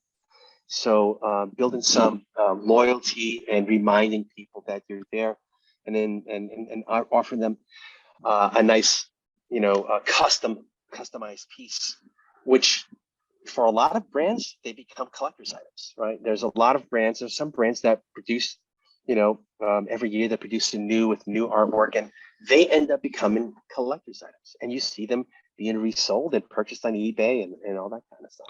Well, and the reverse works too, right? Like you said, so like you use the example of a cutter, like, I'm using a cutter and I see the brand on there that I'm not smoking that cigar, but it entices me, the borrower of said cutter, to be like, to ask about that brand, right? But it also works in the sense of like, ooh, I really like this cutter. Well, they don't make those they don't make those anymore. They make them without the branding or whatever, like I can take a picture or whatever. I go to my local shop and say, hey, I know you probably don't have this, I'm going to pull a brand out, United lighter anymore. But my buddy said, you got to hear, well, I don't have that lighter, but I don't have the United lighter, but I have the lighter. Since you like the lighter so much, you like the cutter so much, we have that. So the reverse works for you guys too. So like it works for the cigar company. That's a great partnership for the retail. That's a triune, right? We're talking about the cigar company, the accessories company, and the retailer all working together with just this Swag Bunker idea. I think it's awesome. It's fantastic. Certainly there's a representation with that, of course, with at the same time, we are enjoying the exposure of our products to, potentially new fans, and getting them to try our products as well. And I would say that one last sort of smaller element is that there are people, are fans of certain brands and they like to represent. No different from wearing your sports cap that you like to represent, your sports cap that you're wearing there. If I'm a fan of United Cigars, I probably would have liked to carry a United Cigars branded lighter cutter because I'm a fan of them and I want to represent. And that's also a small part of it. Definitely. Ernest Sharp's in the chat, though, by the way. He did say he only has 4 lighters, and so he's going to show this interview to his wife so that he can buy 2 more and have a firm footing on it. So he appreciates your research. Right, Jimmy, we're going to go into a couple of our fun segments, and then we're going to go into some of the more recent products and our third pairing for the night as well. So we do have a United segment here. This is our presidential trivia segment. Don't worry, it's multiple choice, but this is just for fun. But I made it a little bit of a theme. So the little bit of a hint is where you hail from. So just keep that in mind when I ask the question. Of course, the United Presidential Trivia segment is always brought to you by United Cigars, featuring La Giana Havana and distributors of Jose Dominguez, Bandolero, Garofalo, Firecracker, and the highly acclaimed Atabey, Byron, and now Alfonso lines from Selected Tobacco. Smoke one today and start living united. So, Jimmy, John Adams and Thomas Jefferson were 2 of only 4 sitting vice presidents to win the presidential election and become the president while they were sitting vice presidents, there was only 1 in the 20th century. Which 20th century sitting vice president won the White House? Okay, was it Harry Truman, B, George H.W. Bush, C, Richard Nixon, or D, Calvin Coolidge? Now, some of these were vice presidents, but they didn't necessarily win an election. There's another hint for you. So John Adams and Thomas Jefferson were 2 of the only 4 sitting vice presidents to win the White House while they were sitting vice presidents. Which 20th century VP won an election to be president? A, Harry Truman, B, George H.W. Bush, C, Richard Nixon, or D, Calvin Coolidge? Well, that may have been the first election I voted in, so I'm pretty sure that was George Bush. That is correct. That is correct. Fantastic. Yes. The hint was obviously Massachusetts. So you both John Adams and H.W. Bush were both from your home state of Massachusetts. Born. Yeah, because I think he claimed Texas later, right? Yeah, well, definitely his son definitely did, even though his son was born in Connecticut too. So that's something. There were only two presidents that are actually born in Texas, Lyndon Johnson and Dwight D. Eisenhower. Eisenhower actually claimed Kansas too for a time, but yeah, he was actually born in Texas. But yeah, so they were all the presidents, because I know you're from, like you mentioned, you're from Falmouth, and you attended UMass Dartmouth, and that's obviously on the coast and everything. Boston's not too far from where you grew up, though. It was what, like a 45-minute drive up the road, an hour max? Yeah, it's about somewhere between 45 and an hour, and but it seemed far away than that. Boston to me was a far away city when I was growing up. Providence, Rhode Island was much closer, so I would tend to visit Providence more than I did Boston, though I did end up living in Boston for a little while. But yeah. Boston is very centric, and if you're not like within the border, like they basically, you're basically ignored. And if you're from Western Massachusetts, forget it. You might as well be in Canada. That's how Boston, sees the world. Well, it's funny, like, because George H.W. was born in Milton, and of course, the Adams family, John Adams and his son John Quincy, were from Braintree. The Kennedys were from Frontline, which they're all Boston suburbs essentially. But yeah, I was just thinking about that. Like, well, it's not too far from where you are, but yeah, I totally agree, because I've got a couple of uncles that actually, like, I have an uncle who still lives in Chestnut Hill, and you know, I have another uncle that lives in Springfield, and they're not the same place. Not No, even close. Not even no. close. So, but that's interesting. Yeah. So it was the first presidential election that you voted in, huh? I think so, if my memory is right. Yeah, Yeah. yeah, that was 88, right? Yeah. Did it even like again, I'm asking you, I know you've slept since then, but like, was it cool having someone in the election that was from your home state? Like, or did that even matter at the I time? did not I did not associate George Bush with Massachusetts at all. Oh, No, okay. Okay. Yeah. no. You know, when he campaigned, he did claim Texas. So even Yeah. though I think he just had a condo in Houston or something like that. I remember pundits talking about, but no, I don't think anyone in Massachusetts um, considered him from Massachusetts. And also, Kenny Bunkport is in Maine, and that was his. You know, he would visit there in his off time. So I never associated him with Massachusetts. So I certainly don't claim him. Well, I'm sure Reagan wanted him associated with Texas as much as possible too, because that's what help him on the tickets. Well, yeah, He probably didn't yeah. want. There are No, more if you could just not mention that electorates. you're from Boston, that'd be great. Don't say that once during campaign speeches. If you're one, you Exactly. know, if you can put a Southern drawl on your, you know, on your accent a little bit. So rather, Uh-huh. um, but yeah, no, it Massachusetts is always been like really near and dear to my heart. I love that state. I think it's absolutely beautiful. I think it has some, you know, some real hidden gems. I think the city of Boston is really fascinating, obviously. But you said you lived there for a time. I lived in Quincy. Yeah. Oh, I okay. lived in Quincy, which is, you can see Boston out the window. Hmm. I lived there for about 2 years early on when I started to work at Calibri, actually, which was based in Providence, Rhode Island. And then I eventually moved to Providence, Rhode Island. I lived really on the campus of Brown University. Oh, wow. What took you to New York? I mean, obviously you were still with Calibri at the time, but what took you? What caused the move up there? So Calibri was started in 1970 by an entrepreneur, and he retired in 2006 and sold the company. The company was sold to a private equity firm. And as is often the case, the private equity firm kind of ran the company into the ground and went into bankruptcy. And the parts of that company were auctioned off.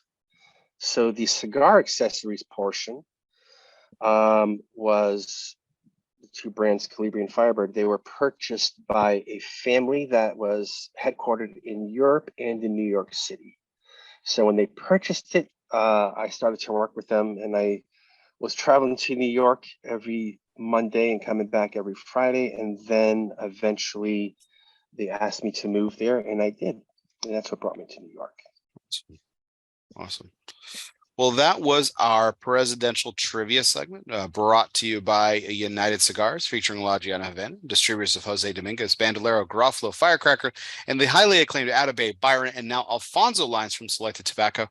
Smoke one today and start living united. Now, Jimmy, I do want to apologize for this next segment. Normally, I know we had a Oh, little bit of a push in terms of some logistical stuff. And normally I ask my guests for this, but something did come up in my personal life. So if you'll bear with me for just a couple of minutes, I do want to share with my audience. Normally this time we feature my guests' charity or nonprofit of their choice.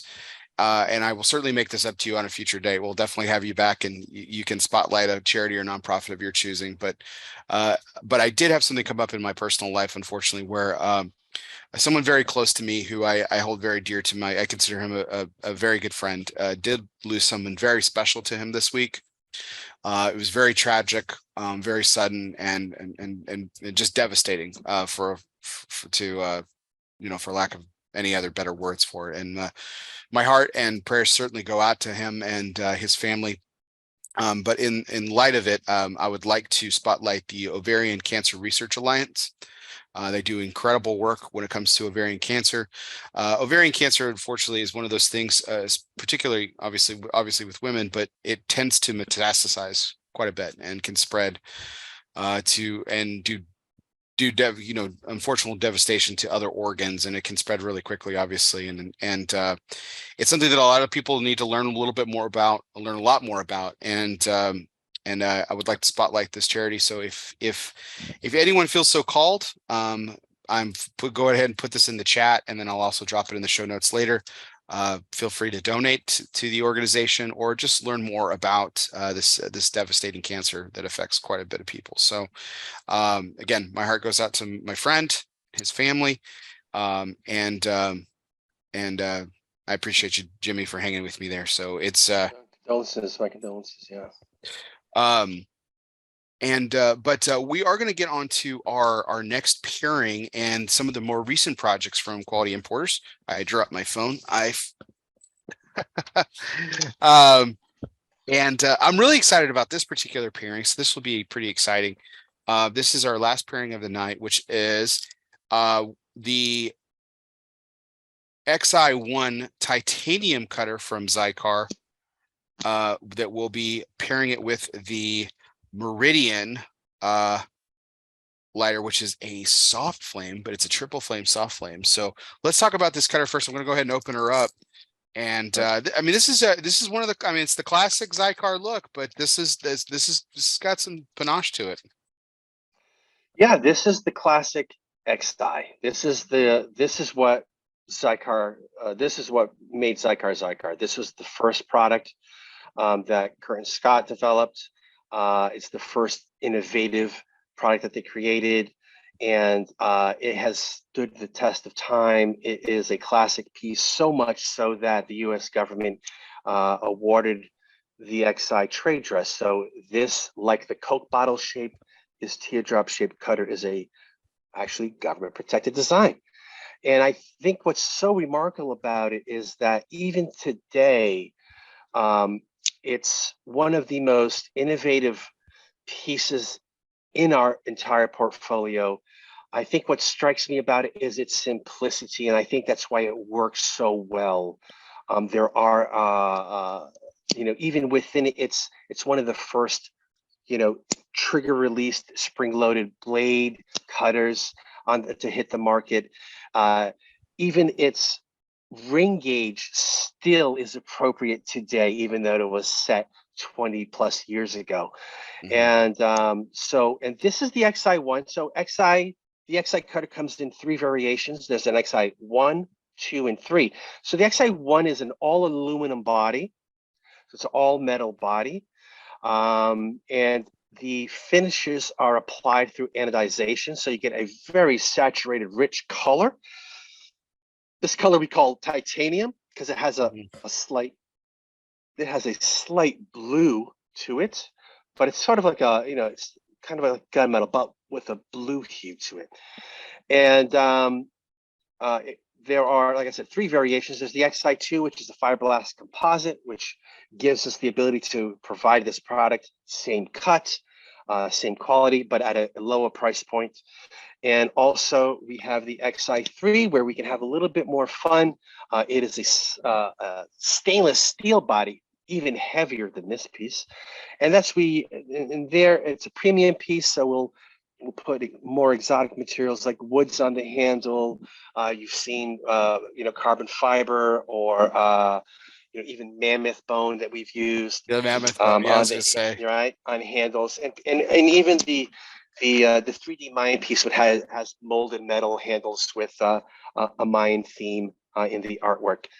But yeah, this is the XI1, and it's a classic item.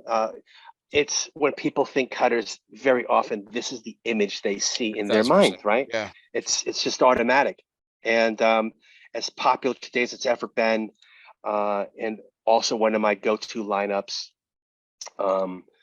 And very, very popular, as we were talking about with Swag Bunker, very, very popular as a promotional item. Cigar brands love to associate with Xikar and this particular model, and put their artwork on it and use it as a vehicle to get attention for their new cigar. You mentioned that a lot of things haven't changed about it. It was created 20 years ago. the gauge still is appropriate. The action is still the same, in a lot of capacities and everything.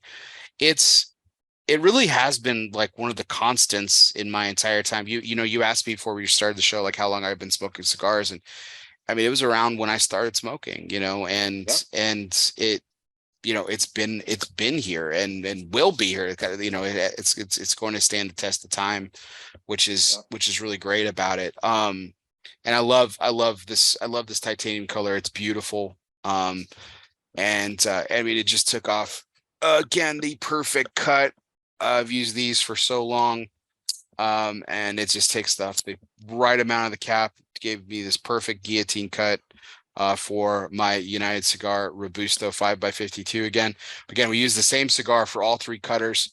And this is good. But the next piece, I mean, holy cow, Jimmy. What a gorgeous looking piece. This is in the box. I'm gonna go ahead and pull it out. I mean, this is the black and rose gold Meridian triple flame soft flame, which we'll light in just a second. I might need some coaching on how to do this. I've never seen this product. I Really? have never seen this product. I am mesmerized. I mean, this is gorgeous. Absolutely gorgeous. I mean, that is a statement piece. Holy cow. Before we I'm going to go actually put some fuel in this. Before we talk about this, obviously what's really great about the XIs cutters is because of, and then the XI 1s, 2s and 3s, etc. Different material, obviously, and various. The titanium specifically, what's the MSRP on the titanium one that we used tonight? So this one is $84.99. And then also you can see the thinness. It's super portable, right? This is super portable. It fits in your fob pocket or regular pocket. It's just an excellent piece. And as you saw, the cut is perfect.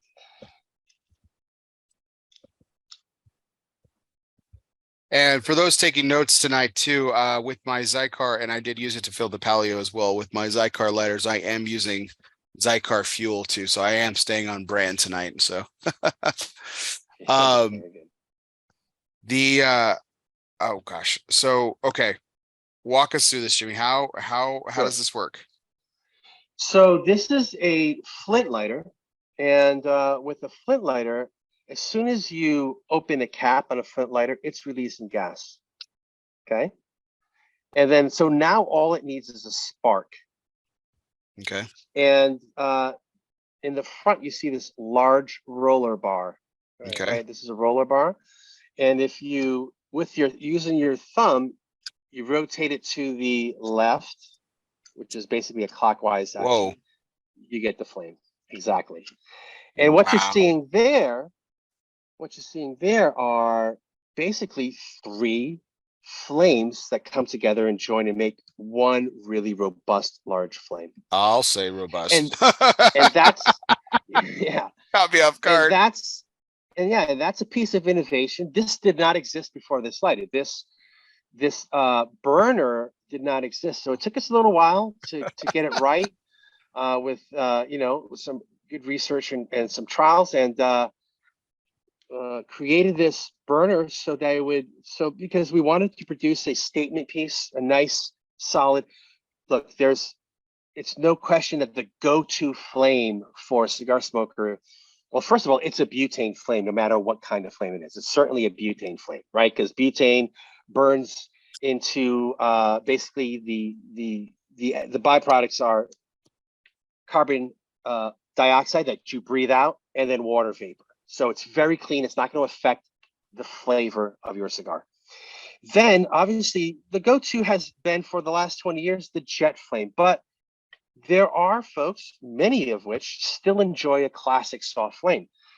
And so we wanted to do a nice, statement piece that had a soft flame, but we wanted to do a little bit more. And we also wanted it to be strong enough to deal with larger ring gauge cigars that many folks tend to smoke. And our answer to that was to put three flames into one, so we get a nice, robust, really fat and chewy flame that'll cover the foot of the cigar. So as you puff it, you're getting good coverage, and you're not spending 5 minutes trying to light it. That really caught me. I'm glad I was not standing too close to it. Holy cow, man, that is just awesome. Just awesome. That plate too is really interesting, where that flame comes out of. I wondered how this was going to happen. I was like, okay, this is supposed to be a triple. Where are my three areas? But they all come together in that centralized spot. And Yeah, so in that disc, you'll see the three outlets where the fuel comes out of, and as oh, they produce, wow, right? they're small. And Holy then cow. yeah, yeah, and then as they produce the flame naturally just joins in into make one. And you'll see that also in the roller bar, it's textured with this spiral texture. That is so you have good grip, so that when you flick it with your thumb, you get actual rotation. It's also a fat roller bar, which means you get a lot of torque, so you don't have to twist it as hard, right? So Yeah. you get a lot of torque behind it. And then in the center is a release where you insert, because it is using a flint. It's not using a what we call an electric piezo, which you normally see in a jet lighter. It uses a flint. So the flints go inside. When you pull that back, there's a little chamber where you'll pop in a new flint. So the flint, how do I pop it?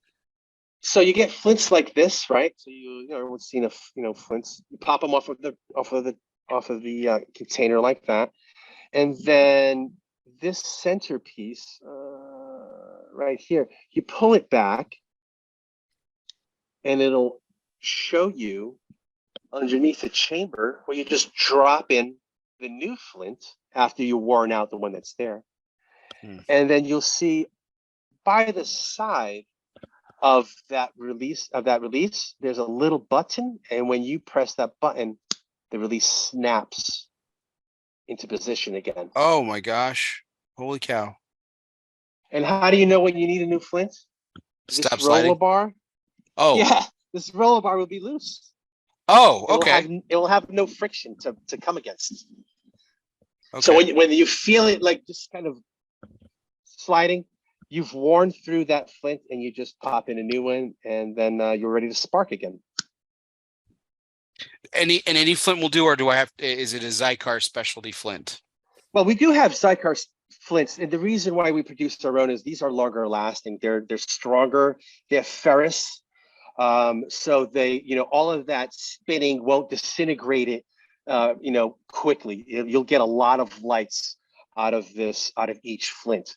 So that's why we produce ours. You'll get a better one, but it will take. There are other brands of flints that you can use. You'll get a light.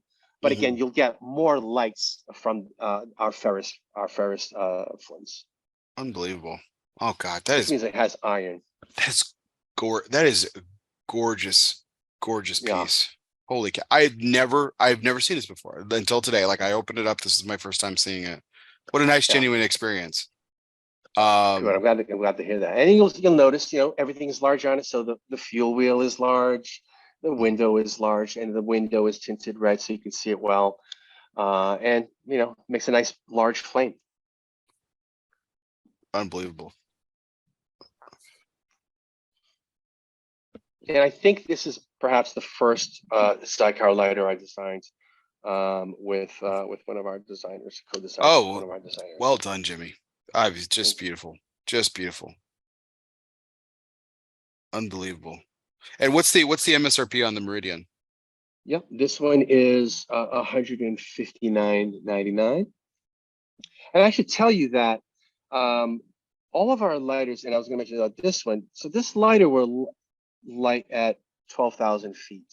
All right. So if you live in an area or you go to areas of high altitude, we test all of our lighters and we rate them. You can go online and see their rating. And all of the lighters we use today will light at 12,000 feet. And that's important because at 12,000 feet, just like it's difficult for us to breathe, it's also difficult for lighters to breathe. They also need oxygen, obviously, right? Fire needs oxygen. So we do test them, and they're all of these that we've tested today will light up at 12,000 feet. That's an important feature. Yeah, I've had the Ciro lighter for years, and the Ciro 2 for years because of the high altitude capability of it. But that's interesting to know that all that the newer products and stuff that you're getting released or have that high altitude testing. Yeah. Speaking of the new products that you guys released, you guys came out with a slew of new products for this year's trade show that I thought we could do a little bit of a rundown. I had the opportunity um to actually use and see some of these products at this year's trade show. We'll start with we've mentioned a couple of these, but I want to go back to Palio. The Pistola lighter, which was something that was really, really exciting. And you guys gave out for all attendees. It was actually at the opening party. So you got to test it throughout the week, which was really nice. I thought that was really, really, I would be using it tonight. I still have it. I would be using it tonight, except for I knew we were going to be using lighters, so I didn't bring it in here. But that's a nice little piece as well. Thank you. I actually happen to have one here. So yeah, this is the Pistola. And like one of the themes about the Palio lighters is that it has a very large tank, and this has an even larger tank. Right? You will get easily 150 cigars lit with this out of this tank, and this is with 2 flames. So there's double jet flame, large transparent tank, also large fuel adjuster, so it's easy to use, wide trigger, so it's comfortable. And this is also, and we were talking about Swag Bunker, very popular already because it has a lot of space, and it's intentional, a lot of space for logoing, so that again, our partners in the cigar world who sell cigars, they can have a nice promotional item to help build brand awareness or brand loyalty for their brand. I But can as an vouch for everyday that. use, have you seen it already? No, yes, I have it, and I can vouch for the 150 lights as well, because mine was full when I got it. I have not refilled that lighter yet, and I've been using it quite a bit. Yeah, and that's a real convenience, right? Not having to fill it and not worrying about it, have to think about it. So yeah, and again, it's affordable lighter. It's new, and we like the angled flame of it. There's a you can see what you're doing when it's not necessarily in front of the cigar; it's off to the side, so you can see it. And also, it's really comfortable for toasting because it's already angled for you. If you wanted to toast the foot of your cigar. So yeah, there's a lot of thought that went behind this particular design, and you can feel that there's texture on the sides for gripping. All these small details really help the overall experience. And you were talking about the difference again. We were talking earlier about how branding is important, and then the delineation between the brands and everything. Palio is obviously the more value priced or value forward line, with the Palio Pistola, the Palio Sienna that we used earlier, fall in that range that's sub $20, below $20. Yeah. But you guys also have the Palio Pro series, which is a little bit on the higher side, but still not hitting the Xikar market. Yeah. And you guys released the Polaris, the Antares, and the Scorpius as well. Yeah. So I actually have. I did not plan this. I didn't know you were going to ask me about it, but I happen to have a little bit of a collection out in a patio. But yeah, this is an example of a Palio Pro. This is the Palio Pro Antares. It's a double flame, and it's an all metal body piece. But again, with the mind of value, trying to build as much value as possible into the item. And in this case, it's a double flame side squeeze. Yeah, it does have some, what we call real estate for, promotional use as well. But the Palio Pro sits just above the Palio line, so it's going to be in the $29, $39, $49 range. Still very affordable. We try to pack in as much details as possible. So you see a really large fuel window, and it's tinted behind in orange, so you could see it a little bit better. It's got all of the big features like the fuel adjuster, easy to use, it's super smooth. And it's a grab and go. So there's no, in this case, you don't have to flip a cap. And then you'll see, a lot of vent work. Again, the vents are for the flame to breathe so that it has a very high strike rate. You don't have to worry about it, clicking 2 or 3 times to get the flame. It'll click every time. It'll light every time. That also helps with the altitude performance as well. So we try to build in all the features we know and still have it at an affordable price, value price. And we see that as an area that we weren't occupied in, and we want to be there. We want to offer the consumer that price point and that value for that price point, so that we have, essentially for the stores, a complete line, a complete offering for anything that a particular consumer may be looking for, or the guy who has it all and still is looking for, the 5th or 6th piece in his collection. So the Pistola, what's the retail for on the Pistola? So the Pistola is $14.99. What a deal! That's a bargain. Yeah, it's a great deal. And the Antares, the one that you just showed, the Pro. So that's I believe it's $44.99. The Polaris is the triple flame version.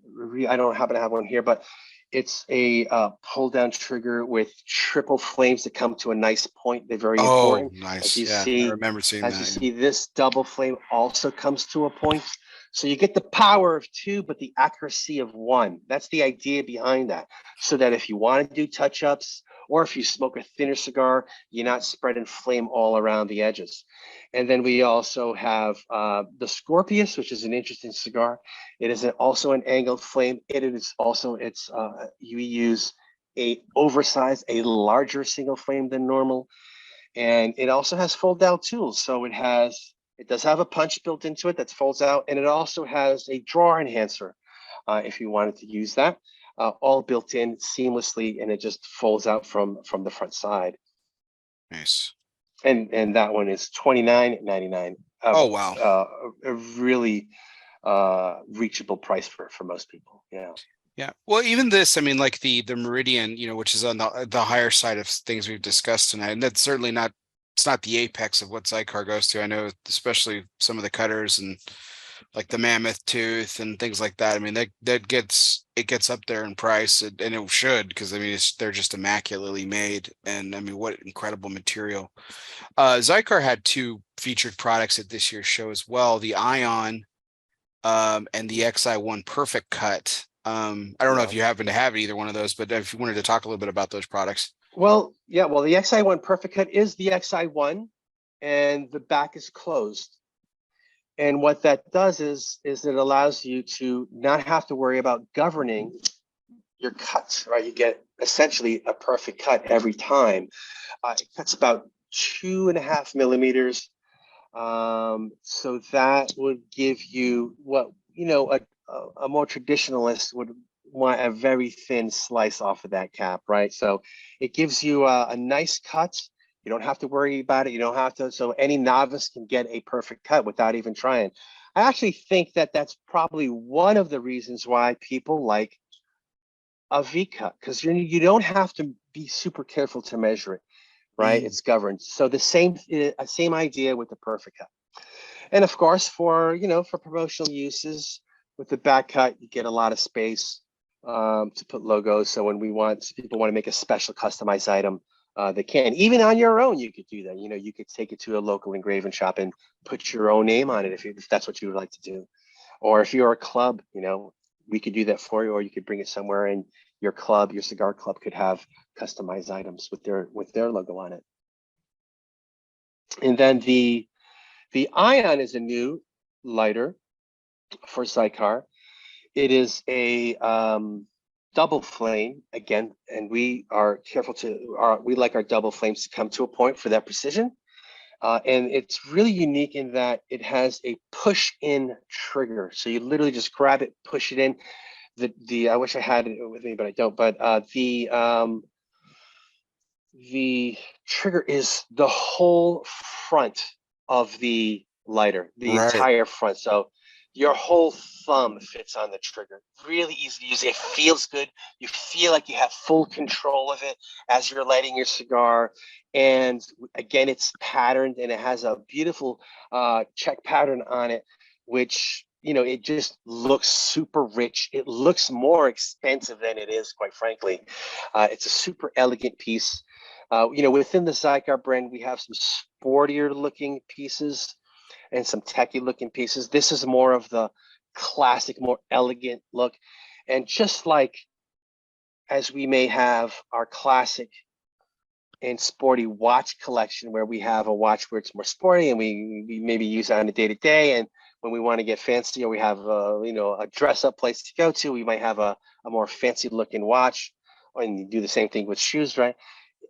I find that people have the same thing in their collection. So when they want to go out and they want to show off, they like these more, you know, elegant looking pieces. And when they go hunting or whatever, they might have like a tactical with them, where they can clip onto their belt or clip onto their pocket, and then not, you know, and have something that's kind of goes along with the rest of their, you know, outfit and whatever that they're going out with. So the Ion fits, you know, it's a more classic look, and I think it looks super elegant, super easy to use, and I'm really happy about it. I'm excited how it was a huge hit.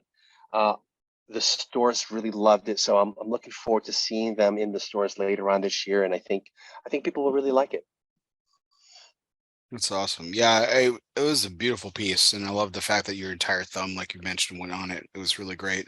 We talked a little bit earlier about humidors, and I know that there again we were talking about brand delineation as well. So I think it's important to know, like the Supreme humidors, the Humidor Supremes that you guys came out with, like the Baltazar 2, the Cigar Towers, the desktop humidors.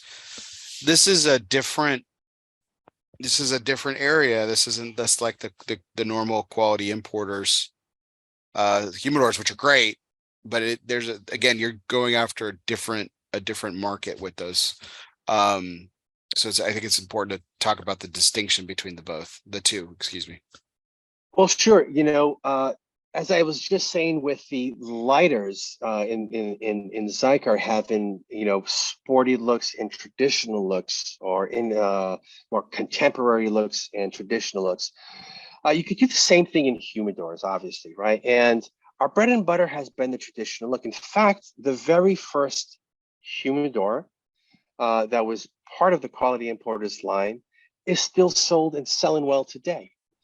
And it's a traditional piece. And with humidors, they're obviously they're bigger, so they take a bigger presence wherever you put them. So the styling is important.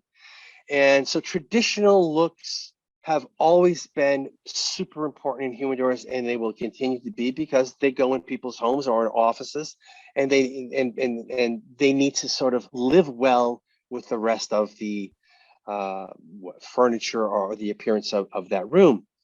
But people also have other kinds of tastes and other styles, and we've explored a little bit of that as well. So we've introduced some contemporary pieces like the Aria, which is a very angled piece, and we also have a glass top version of that. We introduced the Oro, excuse me, and the Oro has some traditional aspects to it. There's some gold detail under the lacquer. There's still, you know, fine lacquered pieces, but we've added some innovation and some technology to it. So in the front of the Oro humidors, you see a biometric fingerprint lock, which will hold up to, you know, in its memory 5 different fingerprints. And instead of having to lock and key to maybe, you know, protect your collection from, maybe if it's at home from kids, or if it's from, you know, at your workplace from people who might want a free cigar, it uses your thumb or fingerprint to open up and close and lock. Also, what we've done is that we know that there is a large market, and, you know, we have our Xikar Boveda branded 2-way humidity. We've introduced new models of humidors with what we call humidification panels, where you can slot in a couple of 2-way packs, and we've designed that so it has a design to it. Again, we're trying to build that Humidor Supreme brand and give brand awareness with some innovative and interesting design elements, and also with our furniture pieces, what we call the furniture pieces. You'll see we've added lighting to the towers. So you'll come with a remote, and not only can you just put white light, you could, if you wanted to, put blue light. You could turn it on to blue light or red light, whatever you wanted to do. If you're a store, you might want to call attention to it that way. Or if at home you might want some ambient lighting to it. All LED, so it's low level lighting. It's not going to dry out cigars or anything. Doesn't create heat, and it's also fuel efficient, energy efficient. And try to add more innovation to the humidors. I think that it's been what we've done from the beginning, where Mike was one of the, I think, the first to, when you buy a humidor, he talks about this, back in the old days, like if you remember in the 90s, buying a computer, you'd have to like pick which processor, pick which hard drive you wanted. It was all a la carte.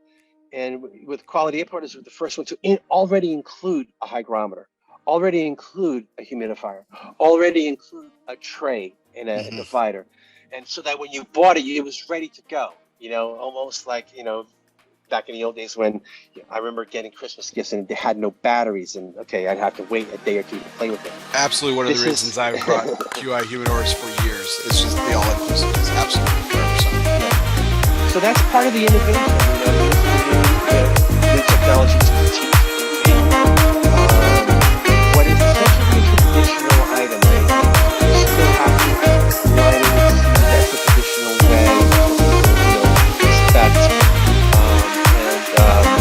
And now, just doing relatively small things like design, and you might have a more modern designing your home. You might want something more contemporary to fit in with that. Baltasar is an example of that as well. But like I said, you always have qualities as personalities we like both. Honestly, I'm so excited about the Baltasar. It's a gorgeous piece. Well, Jimmy, thank you so much for walking us through your journey and some of these products and these pairings. This was a lot of fun. I really enjoyed this exercise, and really enjoyed learning more about the products. We do have a couple of questions to wrap up our evening, and then we'll go on with those. So the first of our last few questions is brought to you by Bustani Cigars. Everybody eats Bustani Cigars. If you always make sure that your servant's towel is bigger than your appetite, everybody will always get theirs. Bustani Cigars is more than just great cigars made by cool people. They embody an attitude of gratitude and grit. With Bustania, everybody eats. So, Jimmy, there's a series of questions here on this one, but I get to pick one. So I always ask, like, what is a food, not always, but like, one of these questions is, what is a food or dish that you love that you wouldn't have tried if it had not been offered or forced upon you by someone else? Oh, sure. The first one that comes to mind was I travel a lot, and then I used to travel a lot, and one of the places I went to was China, and I learned that I really like the food in China. Like, I really love it. And I've always been experimental with food. I like to explore different foods, but this one was kind of rough.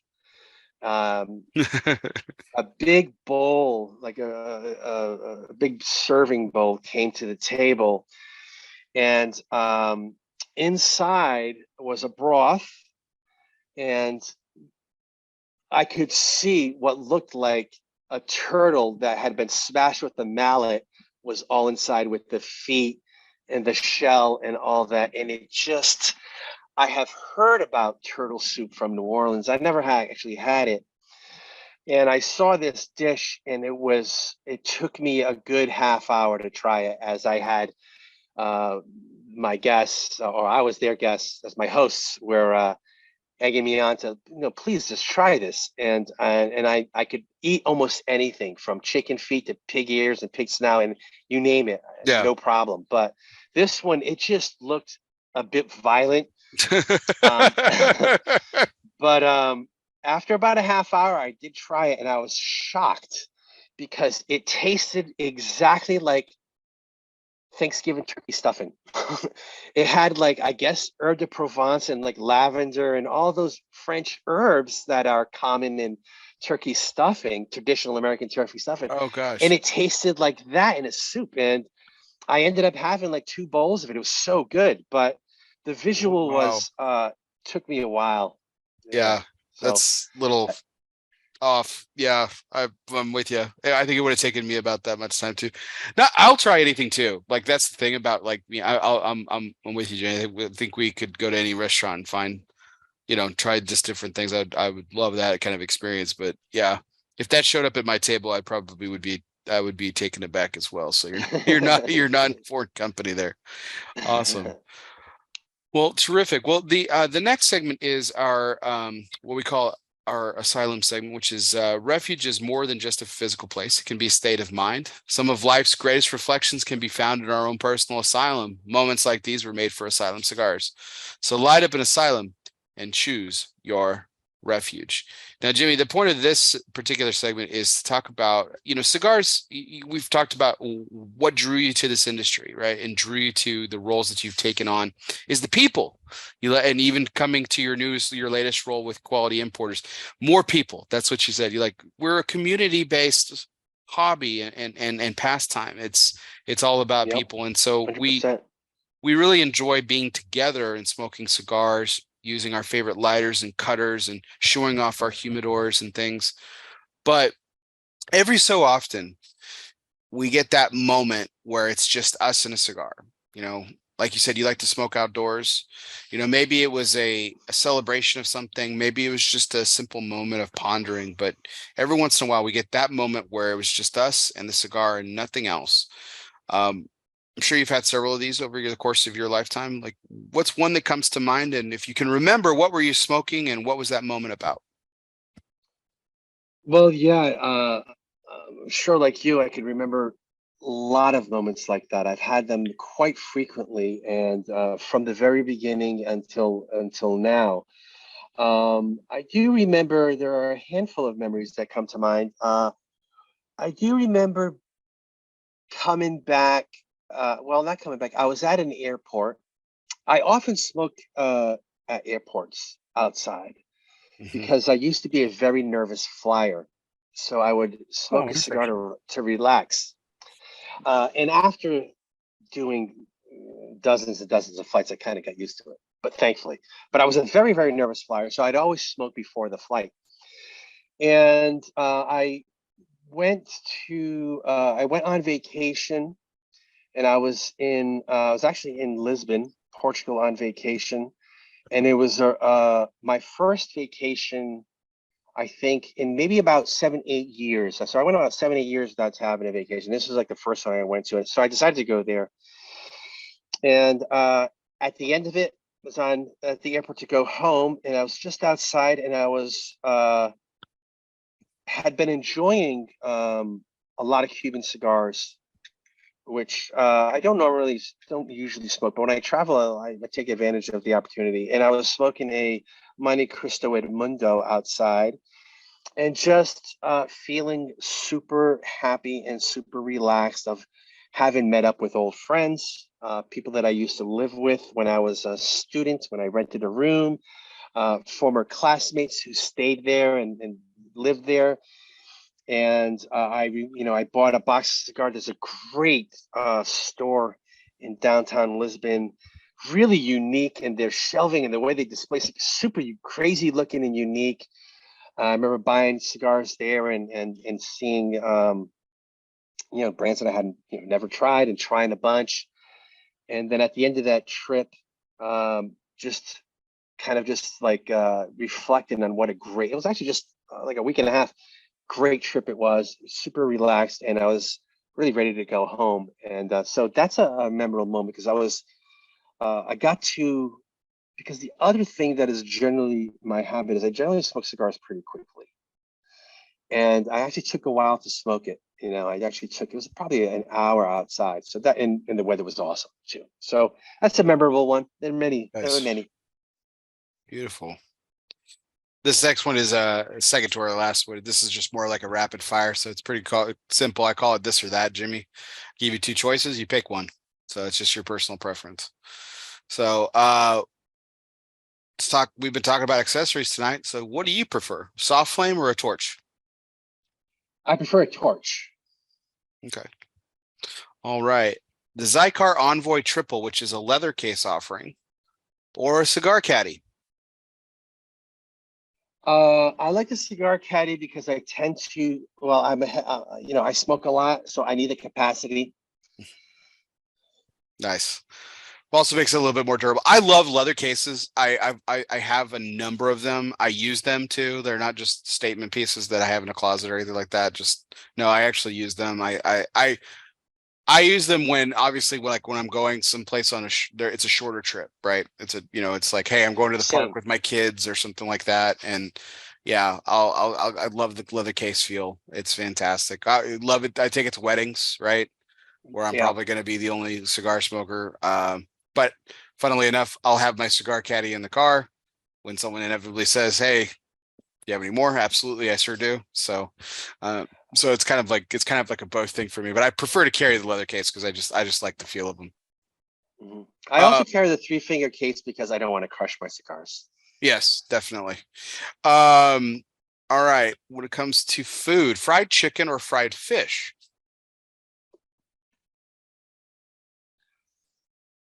I love fish, but I don't really like it fried.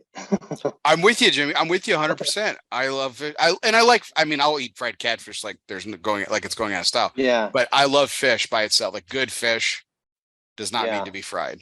Like, Yeah, but if I were to fry either one, I think I would like I guess I'd go with the fried fish. Yeah.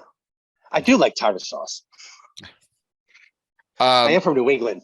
right, exactly. So, we already talked. I had a weather one pick that you already kind of talked about that. So, but we did talk about Rome. So, but ancient Rome or ancient Greece, you can interpret it however you want. Been to both. I think ancient Rome because ancient Rome, yeah, ancient Rome. Ancient Rome. Yeah. Okay. A really comfortable pair of jeans or a really comfortable pair of slacks? Jeans. I like to wear jeans every day. Yes. There's nothing I've worn jeans all my life, but when you find like a really good comfortable pair of jeans, it's awesome. I never paid above this is kind of embarrassing. I've never paid like above like $18 for a pair of jeans in my life until like a couple of years ago on a whim. There was this like pair of jeans at a store. It was $80. I was like, I want to see what $80 jeans feels like. And I put them on. And I was like, holy shit. This is the most comfortable pair of pants I've Oh, ever had in really? my life. Yeah. I was like, I'm oh old my God, I'm school. gonna do it. I'm gonna do it. I'm gonna pay $80 for this pair of jeans. I don't know why. This is crazy. I still own them. They're fantastic.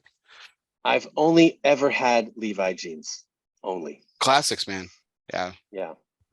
I was a Wrangler kid. It's always Wrangler. Okay. So Wrangler boot cut. You're in Texas. Yeah, definitely. All right. Would you rather go back to 1923, so 100 years ago, or would you rather fast forward and go to 2123? Oh, for sure, go forward. 21, 23 for sure. Okay. We know what happens, right? I have no idea what 21, 23 is going to be like. So that's very interesting to Yeah. me. I think it'd be cool to kind of experience the roaring 20s, but I like the idea of like what's going to happen in the future.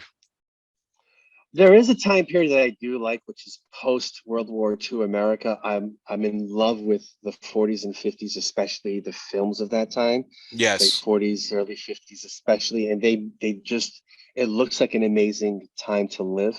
And I actually often think about it, 1950s New York City, what that would be like. That sounds very exciting to me, but I generally like to look to the future. Yeah. I might have to bring you back, Jimmy, for I do about 3 or 4 shows a year around a film or movie, and I bring on Oh, cigar people. And so last week we did Casablanca. It was we missed one of the my 80th. favorites. Yeah, we missed the 80th anniversary by a few months. Obviously, it was late last year, but we wanted to do something to attribute to that. So, and it was You have a favorite movie? uh, yes, but it's not a classic. Field of Dreams, man. I'm a baseball kid. There's just something beautiful and magical about that film. I absolutely love it. But no, Casablanca is one of my absolutely favorite films. I love that era too. Hmm. That you're fond of, the 40s and 50s. I think some of the best, most amazing films have come out of that era. I'm a big film noir fan too, like that style. Um, And yeah, and I like Maltese Falcon, who also did Humphrey oh gosh, Bogart, so good. which was actually I believe that's a John Huston film in Mhm. trivia. John Huston passed away in my hometown actually while Oh he was yeah. filming in Newport. Yeah, I love the Maltese Falcon's fantastic. The To Have and Have Nots, another the Bogart Bacall film, really Yep, good. Um and the book. the yes, the oh gosh, I'm drawing a blank. It was remade horribly later on in like the 70s, and Jimmy Stewart ended up playing the old general, but it was a Bogart film with Bacall. Why am I drawing a blank? And I've seen it 1,000 times. Um, oh goodness, this is embarrassing. It's not the Sierra Nevada film, is it? No, not Sierra Madre. The To Have and to Have Not I mentioned before, but the oh gosh, The Big Sleep. The Big The Big Sleep. Sleep, Okay, yes. 1946. So Yeah. God bless. That was embarrassing. I'm also a big John Wayne fan too. My father and I literally, texting me, right? My father and I watched every John Wayne film when I was a kid together. Like Okay. we saw literally all of them. He wouldn't let me see Cowboys until I turned 16. I have no idea. Like, great film, very violent. There's some dark and mature themes in that film for sure. But like looking back at some of the other movies, like I mean, Big Jake is also pretty damn. He let me watch that pretty young too, and I was like, "Dad, that's all. That's like a worse film than Cowboys." He's like, "Yeah, I probably missed." He's like, "I probably screwed up in that one." He's like, "But yeah, we watched every single John Wayne film Yeah. together." So um, at least post Also, the Big Trail, because he made so many in stuff before that. I don't know if you ever caught in the Maltese Falcon. There's a very interesting scene with a old Ronson stick lighter. Yes, yeah. God, Bronson's been around forever. It's nuts. Talking about ancient history, that's crazy. Um, Do you collect any vintage lighters by chance? Just as like I do. I have okay. two drawers of vintage lighters. In when I was living in New York, there was a shop that's since closed called OK Cigars in Soho, and they had a vintage, and they had these Ronson stick lighters there too. But they had a big vintage collection, and I would go there a lot, and also I'd pick them up in flea markets. Very often you'd catch these old. So I have a collection of 1960s, 1970s, and some 1980s lighters of various styles and configurations, and some of the first ones that would have built-in cutters and uh, all different technologies, all different brands, and they were really made. We talk about how the industry has changed for when I first started. A lot of the distribution has changed dramatically too. So when I was beginning, a lot of the distribution was in jewelry stores and in luggage shops and Hmm. engraving shops. But engraving shops have gone, luggage shops, pen shops have gone away, and so there was a big transition. One of the biggest transitions was all those shops going away, and then a lot of sales and purchase happening online. Oh, But that was a big difference. But yeah, I do collect. Yeah. that's awesome. All right. Well, Jimmy, again, thank you so much for your time tonight. This is the last and final question, I promise. It's our curveball segment, which is always brought to you by Dunbarton Tobacco and Trust. Fastballs or curveballs, it doesn't matter. Since the company's inception, Steve Saka has been knocking them out of the park 8 consecutive years in the consensus top 3. Congratulations to our good friend, Mr. Steve Saka. So we talked a lot about Zykar's success, obviously pre-acquisition and then post-acquisition, what's done for you guys at Quality Importers and the impact that it's had on Quality Importers as a whole, and how you've been able to segment that market and really build up that piece. But I was interested to talk about this hypothetical with you, and this is why it's my curveball segment. So let's just say, for the sake of argument, that Quality Importers had had the opportunity at that moment in time to purchase either Xikar or DuPont. Okay. Both luxury style pieces. Obviously, one is even higher up on the echelon market and everything like that. If they had decided to purchase DuPont, which, by the way, I'm not spreading rumors here, everybody. This is a hypothetical fun question for Jimmy. Don't don't don't quote me on this, right? But if they decided to acquire DuPont instead of Xikar, do you think that the impact do you think it would have had a greater impact or a less impact than what Xikar has done for Quality Importers as a whole? So the impact on Quality Importers. Yeah. Well, I definitely think the Xikar purchase did and would have a bigger impact. I think there's a handful of reasons. One, the distribution was different, a little bit different. It also, Xikar is a fully mature brand, so it is not just lighters and cutters, right? The famous XI. Xikar is much more. There's a butane, there's the travel cases, there's the humidification products. We have digital hygrometers. It is a full brand, full line. It's within many product categories. And again, with the distribution, that's allowed us to open up, to gain more new customers and more new fans that we may perhaps not have had, and also introduce our other lines to many other retailers and other consumers that may have not been exposed to one of our other 9 brands. So for sure, the Xikar is a much bigger impact. There's no doubt about it. Yeah, for sure. I have to imagine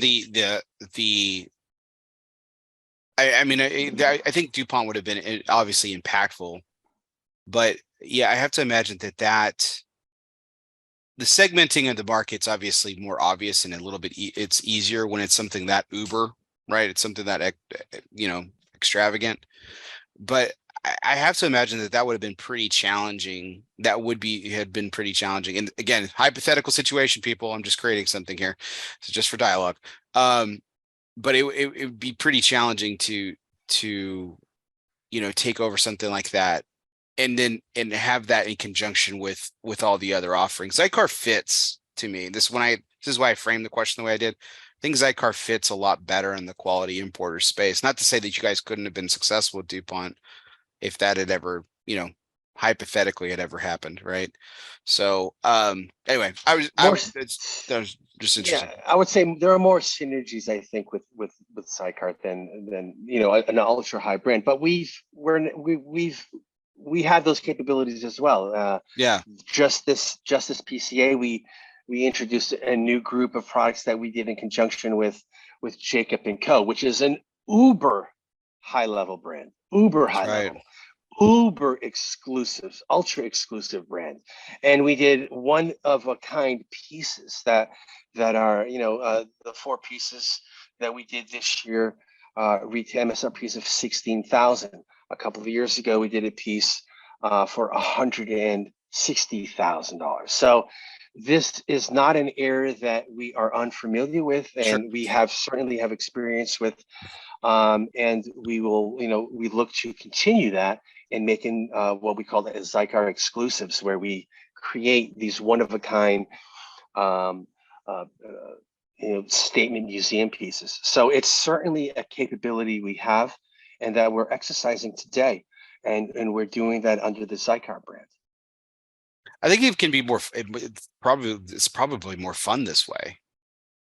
It is, because it's wide open. There are no expectations, and we can work with literally any partner in the world to create just super high quality the best quality materials that are available, and the sky's the limit as far as imagination and what we can do. So there's no expectations. Everything is a surprise, and that, I think, is what makes it exciting. Absolutely. Well, Jimmy, again, thank you so much for all your time this evening. What a wonderful journey we had down your career, your life, and then also with these wonderful opportunities to pair these accessories with the cigar smoking experience. The starting obviously with the Palio V cut and the Palio Sienna lighter, which wonderful pieces at an incredible steal and an incredible bargain. The next one, of course, we had was the 10 millimeter punch cut, which was both experiences were the best experiences I've had with a punch cutter and a V cutter. And I'm not just saying that because you're here, Jimmy. I was really, you saw my reaction. I was taken aback by the V cut. And then the punch cut certainly delivered as well. And of course we lit that with the Turum lighter, the 5x64 Turum lighter, which is designed specifically to fit with your cigars in the cigar humidor and cigar carrying case, which is perfect. And then the piece de resistance is, of course, the classic. Of course, we had the XI titanium cutter with, yes, the Meridian black and rose gold. Unbelievable pieces. Unbelievable. Beautiful. Thank you so much for the opportunity to showcase these on the show, try them out. I mean, it was a wonderful experience. I really enjoyed it. Thank you, Jimmy. Thank you. I appreciate the opportunity to talk about our products and then what's going on in Quality Importers. And it's been a lot of fun. Thank you so much. Absolutely. So for everyone out there, we do really appreciate those likes, shares, and comments. Keep them coming. We had a great audience tonight. Thanks for staying up late with us as always. You can always check out our YouTube channel later, ELOSOFUMAR. Don't forget to hit the subscribe button. We broadcast live every Sunday night on Facebook Live, just as we did tonight. So our Facebook page is ELOSOFUMAR. You can hit that like button, and you can always see a calendar of upcoming events and scheduled guests, which is fantastic. And then, of course, if you are listening to us later, wherever you listen to podcasts, whether that be on Apple Podcasts, Spotify, Google Play, Podbean, or wherever you listen to podcasts, including iHeartRadio, sure you download, subscribe, and review. If you already are a subscriber, do me a favor, hit unsubscribe, but don't forget to hit resubscribe because that really helps my numbers. And then that allows me to get great guests like Jimmy whenever I want. So really appreciate it as always. Again, as always, my name is Bear Duplessis. I'm the host as always for ELOSOFUMARTAKES live from the Alec Bradley Lone Star studio of Azle, Texas. He's Jimmy Miudo of Quality Importers Trading Company. Guess what, everybody? We'll see you next time.